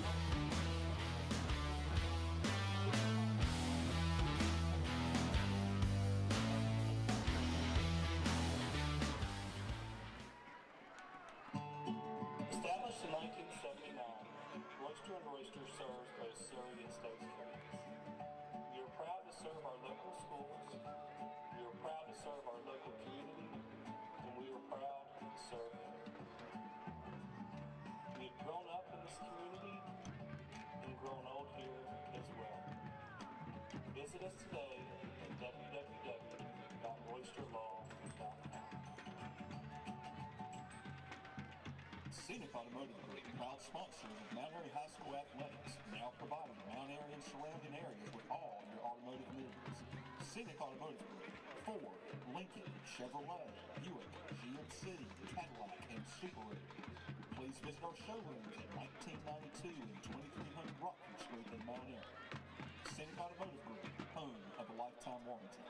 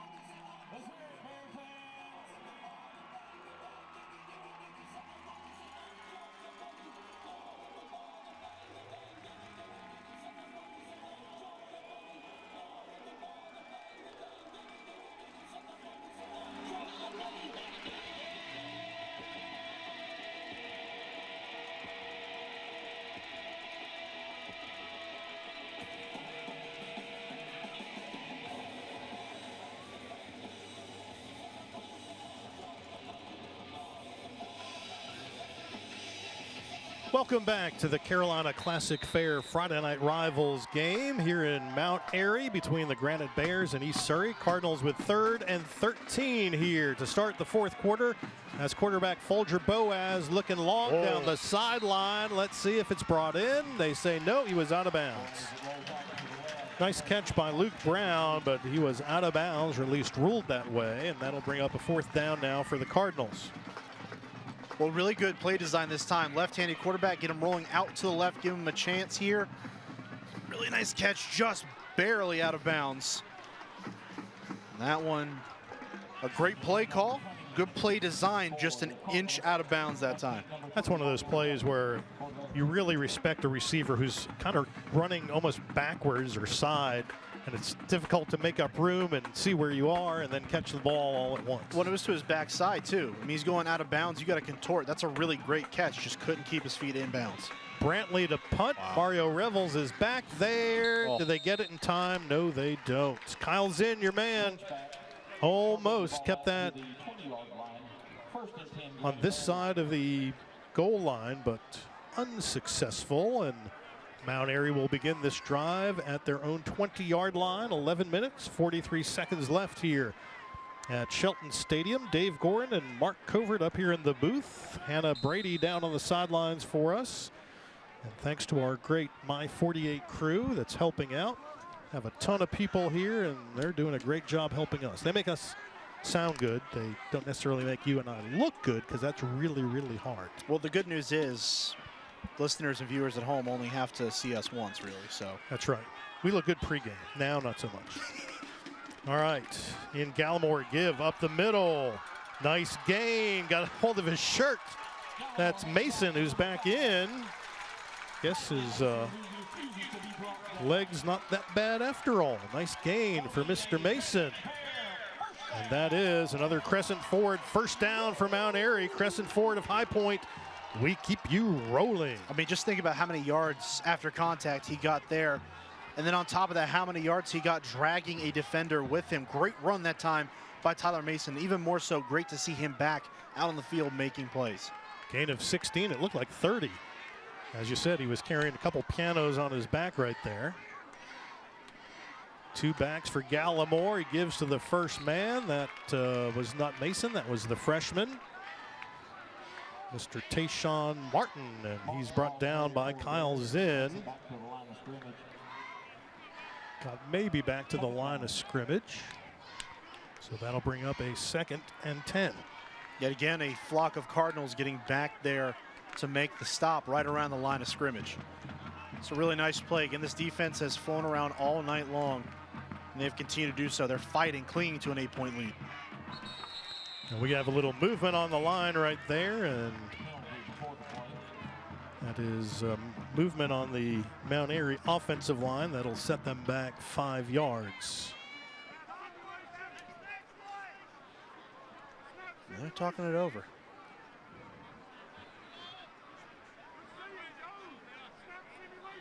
East Surrey seems pretty certain that it's going to go against Mount Airy. Here's the call from Gary Russ, our referee tonight. We have disconcerting signals on the defense. 5-yard penalty, still 2nd down. I played 12 years of football. That includes high school and college. I don't think I've ever heard that before. Disconcerting signals from the defense. So they're trying to make the offense jump. Yes. Disconcerting signals. Rare that you see that called at any level, but I have seen it before. Man, is that the terminology for it? It is. That is insane. 2nd and 5 now for the Granite Bears. 2 receivers out, 2 backs. That's Martin, the freshman. He gets a couple. We'll bring up a 3rd and 2, it looks like. Rolling down toward the 10-minute mark here in the 4th quarter. Granite Bears with the ball and down by 8. You got to wonder what they're going to do here. It's going to stay on the ground, you would think, but how do they go about it? That middle part has worked so well here in the 2nd half, that immediate handoff, but you got to think that East Surrey is going to be set up for that. So maybe it's time to get this thing outside and work the speed option between your quarterback and your other back that's going to follow behind him. 3rd and 2. Granite Bears at their own 44. Gallimore faked the give, tried to get close to the line, but he got wrapped up and taken down. And it'll be 4th down. I'll try to follow his lead back that time after the handoff goes right behind him. East Surrey right there and ready to make that play. And Brett Clayton, that's our scholar athlete, showing off his football savvy and making the stop there. 4th down. And to this point, this is the biggest down to distance of the game. He was showing off the athlete part of the scholar athlete right there. Well, scoreboard shows 4th and 1 from the 45. It's actually halfway between the 44 and 45. Looks more like almost 2 yards to go for a first down, but it is 4th. And the give right away is to Mason, who makes the cut, and he is going to get that first down. Clayton stops him, but not before he crossed the line. Waiting for the signal from the referee, and it is indeed another Crescent Ford first down for Mount Airy. Crescent Ford of High Point, we keep you rolling. Tough running that time for the junior Tyler Mason, responsible for the only touchdown Mount Airy has on the board tonight, and continues to keep it going right there. Just tough run, get just enough to move the sticks and continue this drive. And with 8.5 minutes left, this is crucial for this Mount Airy offense to get on the board and at least get a touchdown. Give yourself a chance here to go for 2 and tie the game. Mount Airy gave up a 9-minute drive to North Surrey last week. Maybe they can do one of those here and get back in this ball game. Give up the middle to Martin, and he is stopped after a gain of 1, maybe 2. Under 8 minutes left here now in the 4th quarter. And Mount Airy content to kind of pound the football here and see what they can. See if they can prod and find the weakness in the East Surrey defense. Well, you know, when we were talking to Coach Atkins this week, he said that this offense is different from the traditional triple option, which is usually just your 3 yards in a cloud of dust. Just pick it up, very methodical drives down the field. But right now, this offense has turned exactly into that. We haven't seen those huge explosive plays, but it's been those methodical runs that have continued to move the chains. Coach J.K. Atkins looks on. Short drop, Gallimore. Pass intended for Strop, and they're going to call pass interference there. Looked like Lyndon Fleming ran into Strop before the ball got there, and they're going to call that one. On the defense. Here's another look. You see here on the slant route, you got to give him an opportunity right there. That's a good call by the officials. Back judge making a very nice call right there. Walker Strop certainly liked it. Closed captioning for tonight's game is being brought to you by Caring Hands. Caring Hands, home health, your family's needs are our top priority when they're in our care. And now we have a timeout called by East Surrey. And we will take a break. 7:21 left here in the 3rd quarter. East Surrey leading Mount Airy 14-6. But the Granite Bears are driving. We'll be back with the last 7 after this.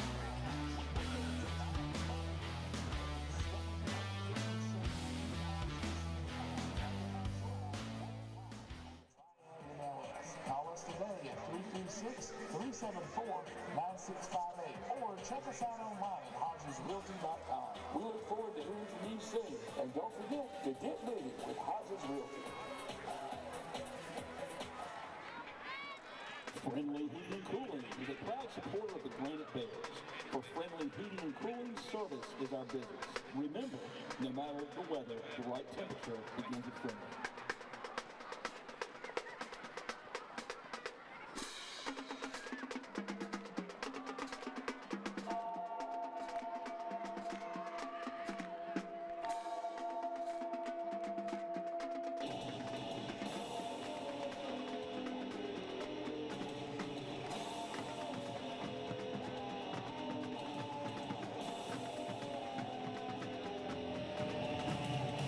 Welcome back, where the Granite Bears are down by 8 from the Cardinals.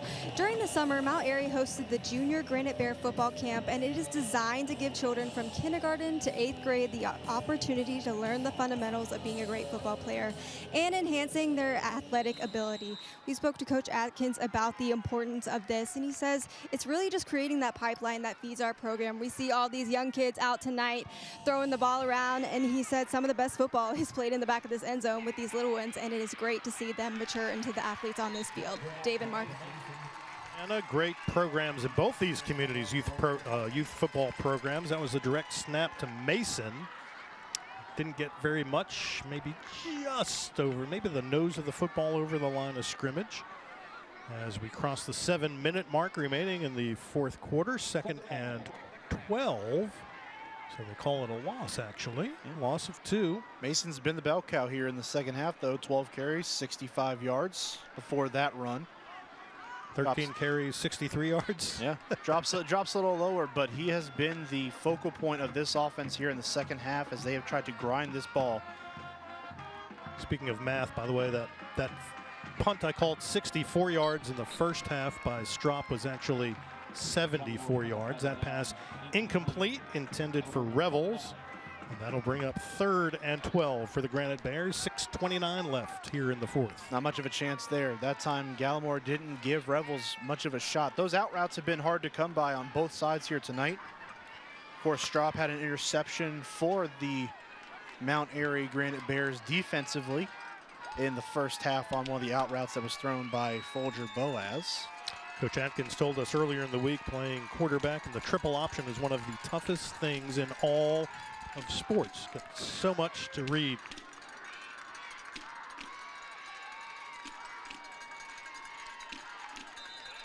And a little bit of a mix-up right there. We're going to have a flag, and that'll be, I'm guessing, procedure on Mount Airy. Indeed, and that'll cost him 5 yards.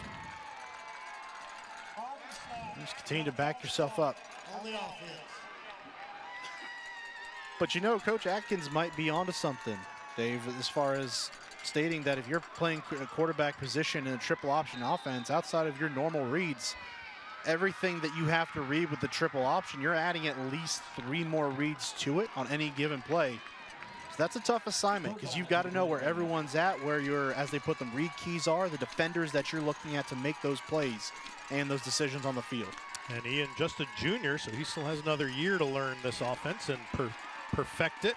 Rolls out and throws right there. That one is incomplete. That'll bring up 4th and 17. You got to think they're going to punt this one away. Play the field position battle here. Your defense has played lights out here in the second half. And Walker Strop is down on the opposite sideline on East Surrey. And while we have that player down, let's tell you our Carolina Classic Fair player of the game, the Carolina Classic Fair Riding, Rockin', Livestocking. It's East Surrey quarterback Folger Boaz. Boaz, of course, with the flip to Colby Johnson for the first touchdown. Big pass play right there to Matthew Keener. And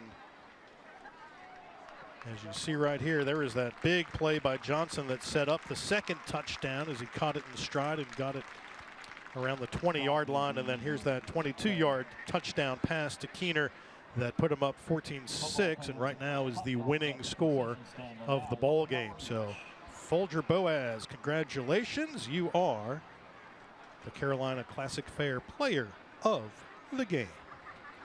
Well deserved for the young man, a natural born leader. Kind of talked about how he is committed to North Carolina as a pitcher in baseball. So a natural born leader, a natural athlete, has a family lineage as well. His dad, Jay, played at East Surrey, was a very good player, and then punted at the University of North Carolina. His older brother, Jefferson, is a quarterback at UNC Chapel Hill. So indeed, the Boaz family name is very well known in the Pilot Mountain, East Surrey communities.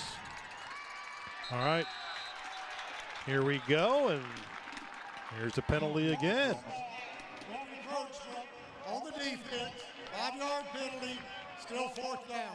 So the 5 yards they lost earlier, they just got right back. You giveth and taketh away, right? Trent Lohman, really? Why did we do that? Give them 5 free yards to get a better look here on 4th down. Mario Revels in off the sideline with a new play for the Granite Bears. So it's now 4th and 12. Just over 6 minutes left right here. And Gallimore's going to fake the give. They push Zen out. Little pitch to Martin. Martin has some room, and he's going to get the first down.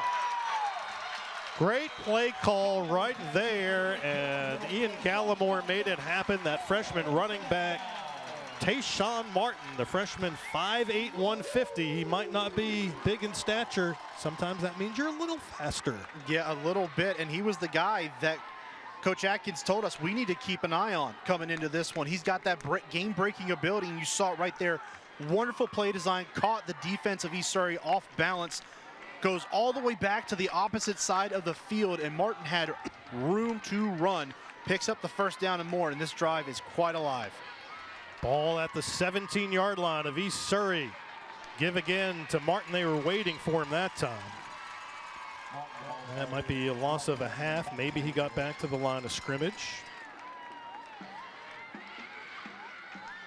Now as that field shrinks down, of course, closer you get to the goal line, the less field you have to work with. Those windows tighten down. This East Surrey defense has a chance right here to take care of some business, force the issue on the inside and get into the backfield, send some guys up the field, and stop that rushing attack of Mount Airy. And we're at the point of the game with less than 5 minutes left that if Mount Airy gets in the end zone, they will likely have to go for 2 to tie it. All right, here we go. 2nd and 12. Fake and the keeper. Gallimore cuts it inside and up. Kyle Zinn brings him down. Well, started to bring him down, but not before Gallimore gets it just inside. Looks like just inside the 5-yard line, so it'll be another Crescent Ford first down for Mount Airy. Crescent Ford of High Point. We keep you rolling. And the clock now rolling with less than 4.5 minutes left as you see Gallimore again right here. Maybe the first time we've seen Gallimore get loose in this football game. A great run, good decision.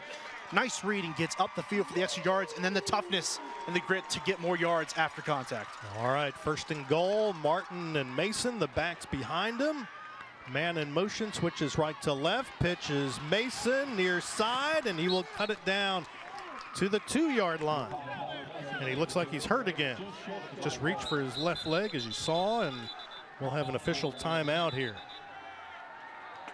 It looks like he may be cramping. See that a lot this time of the year when it's hot and humid. And we will take a break with this timeout. 3:58 left here in the 4th quarter. East Surrey leading Mount Airy with the Granite Bears driving. Come back for the exciting conclusion when we come back.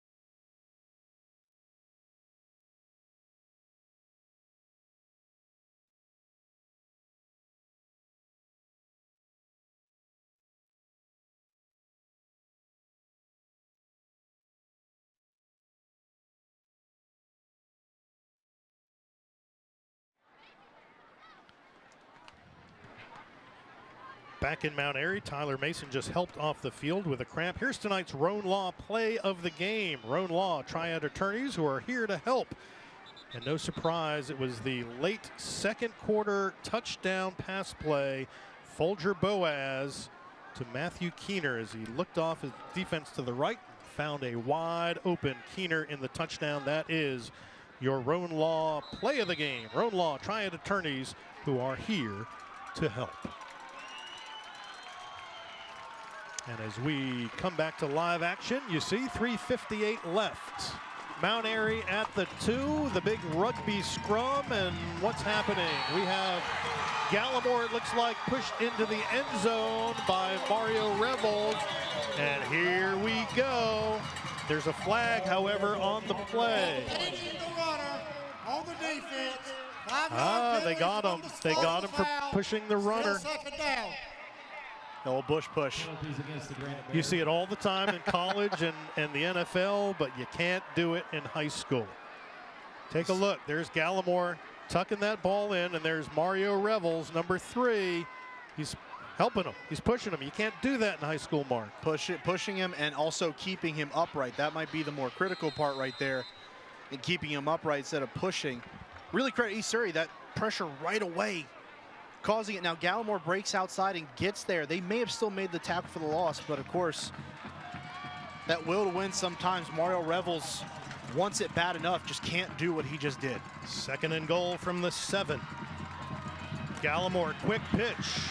Trying the left side and then cutting it back inside is Traven Thompson, but he's not getting very far. I'll bring up 3rd and goal, still around the 10-yard line, so that penalty could prove very costly here for the Granite Bears as we tick under 3.5 minutes left here in the 4th quarter. J.K. Atkins sends in a new play from the sideline with Revels and Derek Dandy.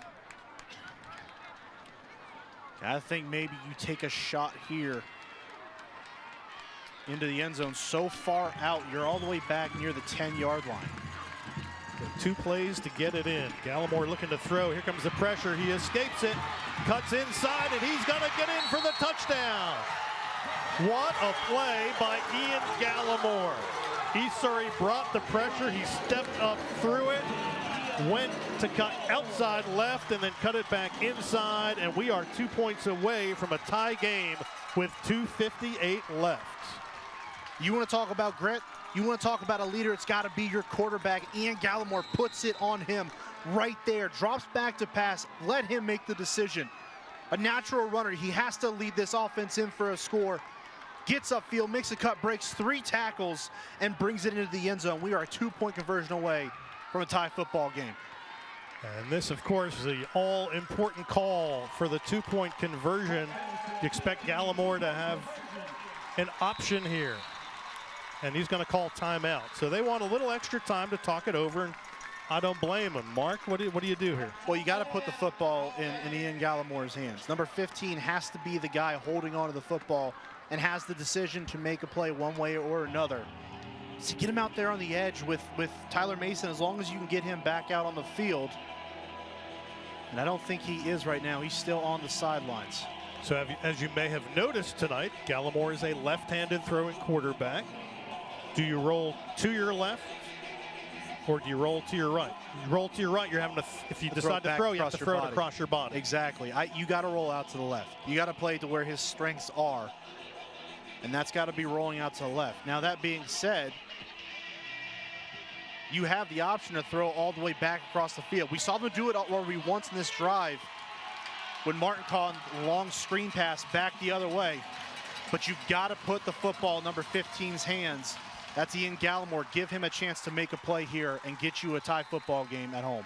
The ball is spotted pretty much in the middle of the field, so he's got plenty of time to go. And there's J.K. Atkins halfway onto the field. He's at the 15-yard line calling timeout again. He's trying to line up in the slot. I don't think he liked what he saw from the East Surrey defense. Okay, it was like, okay, the play we just called, no, we can't run it. Some more time to think. I very much enjoy this chess match between head coaches. And we talked about J.K. running out there. Watch him, bottom of the screen. Watch. He's at the 25. He's timeout. He's walking, and now he's running. Look, he looked like he could make the cheerleading squad right there. Little limber running out to the middle of the field almost. Tell you, he was going to line up in the slot. Well, as we told you earlier, he was out here lining the field. So he was doing the entire perimeter of the field, the end zone, and then each of the 5-yard lines.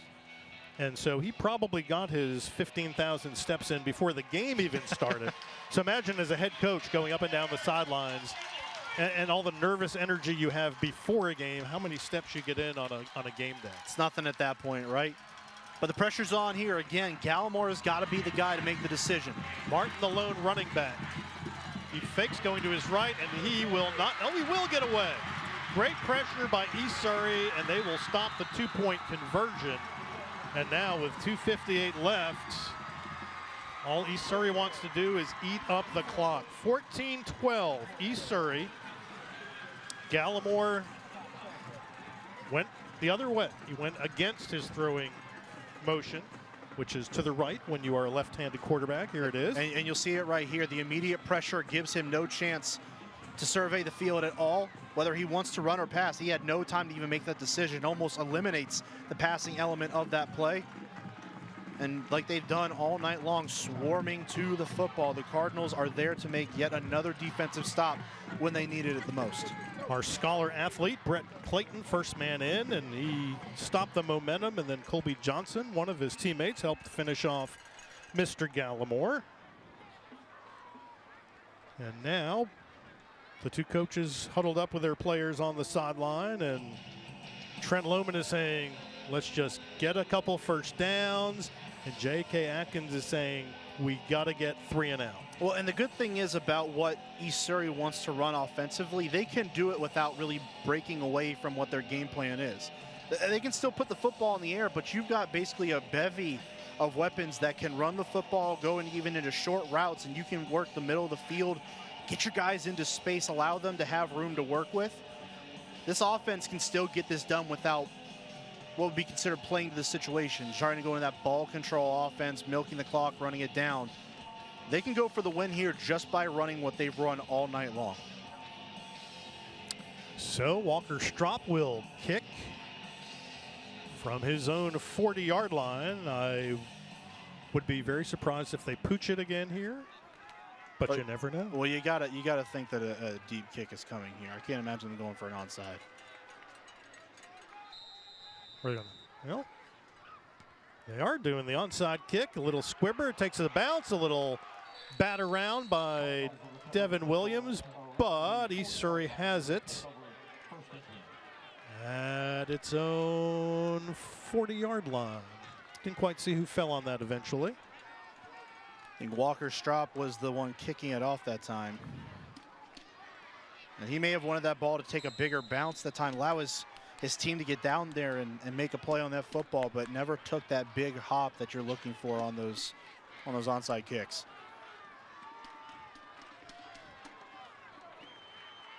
All right, so Folger Boaz, our player of the game.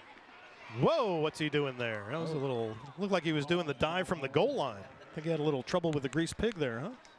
Yeah, I'm not sure what that was. Just kind of seemed like he was falling forward from literally from the snap. Just a little low, trying to corral it. It wasn't a terrible snap, just didn't get a hold of it right away. And it get something, but thankful to not only hold on to the football, but pick up maybe 2 yards on that one. And of course, the clock continues to tick as well. So it'll be 2nd and 9. Clock rolling as you see there, getting closer to 2 minutes left. And East Surrey taking its time with the football. Milking that clock. Boaz again. It's just Boaz, Boaz, Boaz. He ducks his head over the 45 to the 46.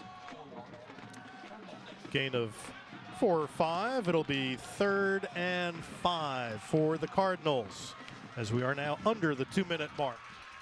Got to tell you, if there's a time for that big offensive line that we heard about all week to step up and make a play collectively as a unit, give your guy, whether it's Boaz, whether it's Williams, regardless of who it is in, because he's run the football here tonight as well, give your guy a chance to pick up the necessary yardage here on 3rd and medium.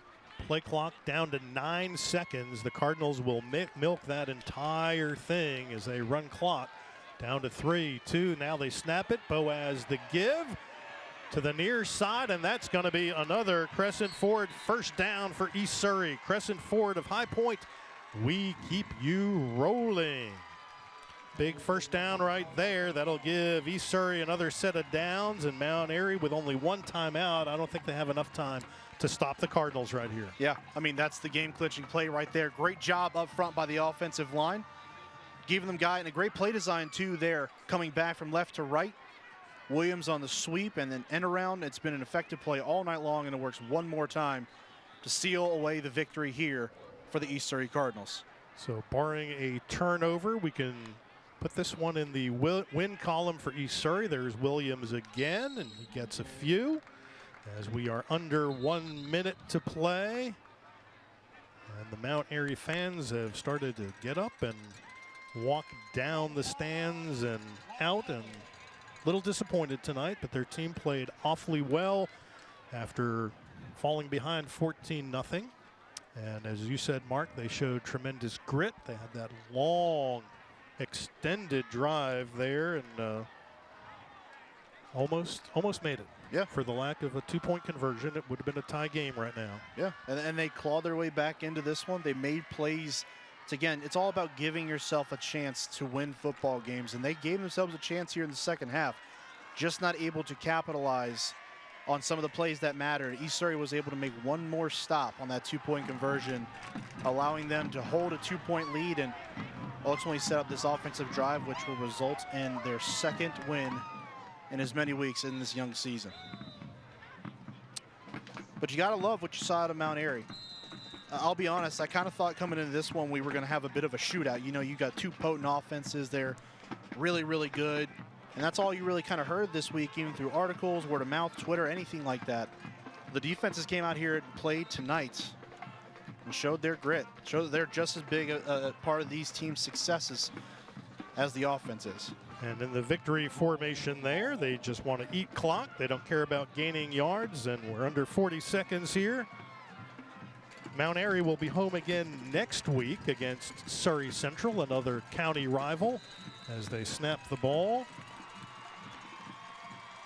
And East Surrey will be playing West Stokes at West Stokes in King, and looks like that'll do it as we count down the final 15 seconds here at Mount Airy. East Surrey knew they were in a battle tonight, and they certainly were, and our player of the game there, Folger Boaz, maybe the difference in this one. Our final score, East Surrey 14, Mount Airy 12. We'll be back to wrap it up from Wallace Shelton Stadium after we take a break for this.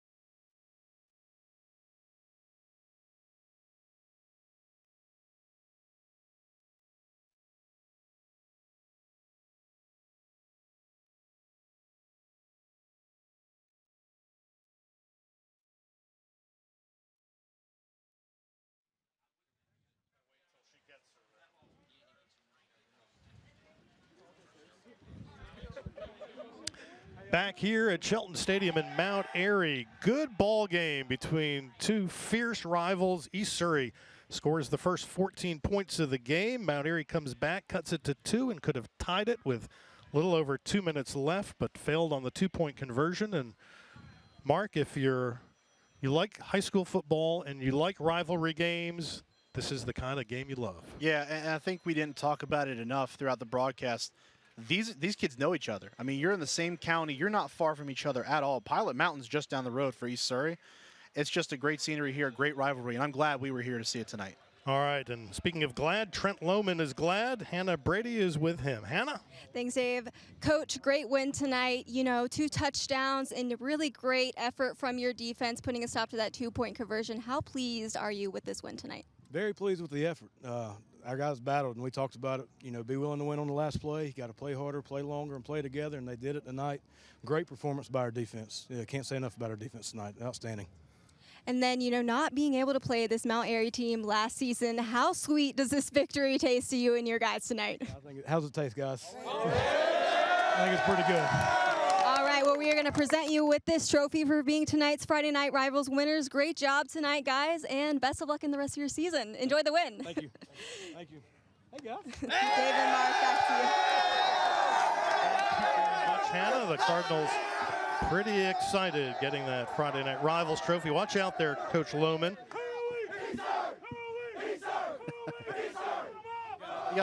Always fun when you win. Again, you got to love it because they weren't able to play this matchup last year. And for both teams, you really wanted this one bad, so you knew whoever came out on top was going to relish this one a little bit more. All right, let's take a look at the highlights from tonight's game. Again, scoring in the first half was all East Surrey. It started quarterback Justin Folger Boaz, who might have missed a little flip there to Colby Johnson. He ran it in for 7-0 lead, end of one. And then nice defensive play there. You heard Coach Lohman talking about his defense. Here's the big touchdown pass, 22 yards. Boaz to Matthew Keener, who got behind Logan Fonville in the end zone. It was 14-0 at the half. That touchdown came with just 22 seconds left in the half. We move on to the third quarter, and after East Surrey pooched the opening kickoff, Mount Airy took it right down, and starting at the 44-yard line, Tyler Mason scampered in from 5 yards. It was 14-6, and then 2:58 left in the fourth. Ian Gallimore, the escape artist, 15 yards for the touchdown. That made it 14-12. They needed the 2-point conversion to tie, but were unable to get it. East Surrey's defense stopped Gallimore and stopped the Granite Bears, and East Surrey goes away and gets away with the 14-12 win. So, great game, Mark Covert. Enjoyed working with you and with Hannah tonight. Pleased to have you with us, Dave. I know it's a one-off, but hope to have you back sometime soon. Yeah, next week, join us at 7:30. September 2nd as the North Davidson Black Knights host the War Eagles of Davie County right here on My 48 Sports. We would like to take a moment now to thank all of our sponsors who make these games possible. We'd also like to thank Capital Metals in High Point for providing the plaques and trophies seen in tonight's game, Cook's Rental for those high end zone views, and a Mountain Fried Chicken for providing our crew meal. And finally, thank you to tonight's participating high schools and their administrators for their support of our Carolina Classic Fair Friday Night's Rivals broadcast. Again, join us next week, 7:30 on Friday, September 2nd, as the North Davidson Black Knights host the War Eagles of Davie County right here on My 48 Sports. And now for Mark Covert, Hannah Brady, and our entire My 48 crew, this is Dave Gordon bidding you good night from Mount Airy. Again, the final score, East Surrey 14, Mount Airy 12. Good night, everybody.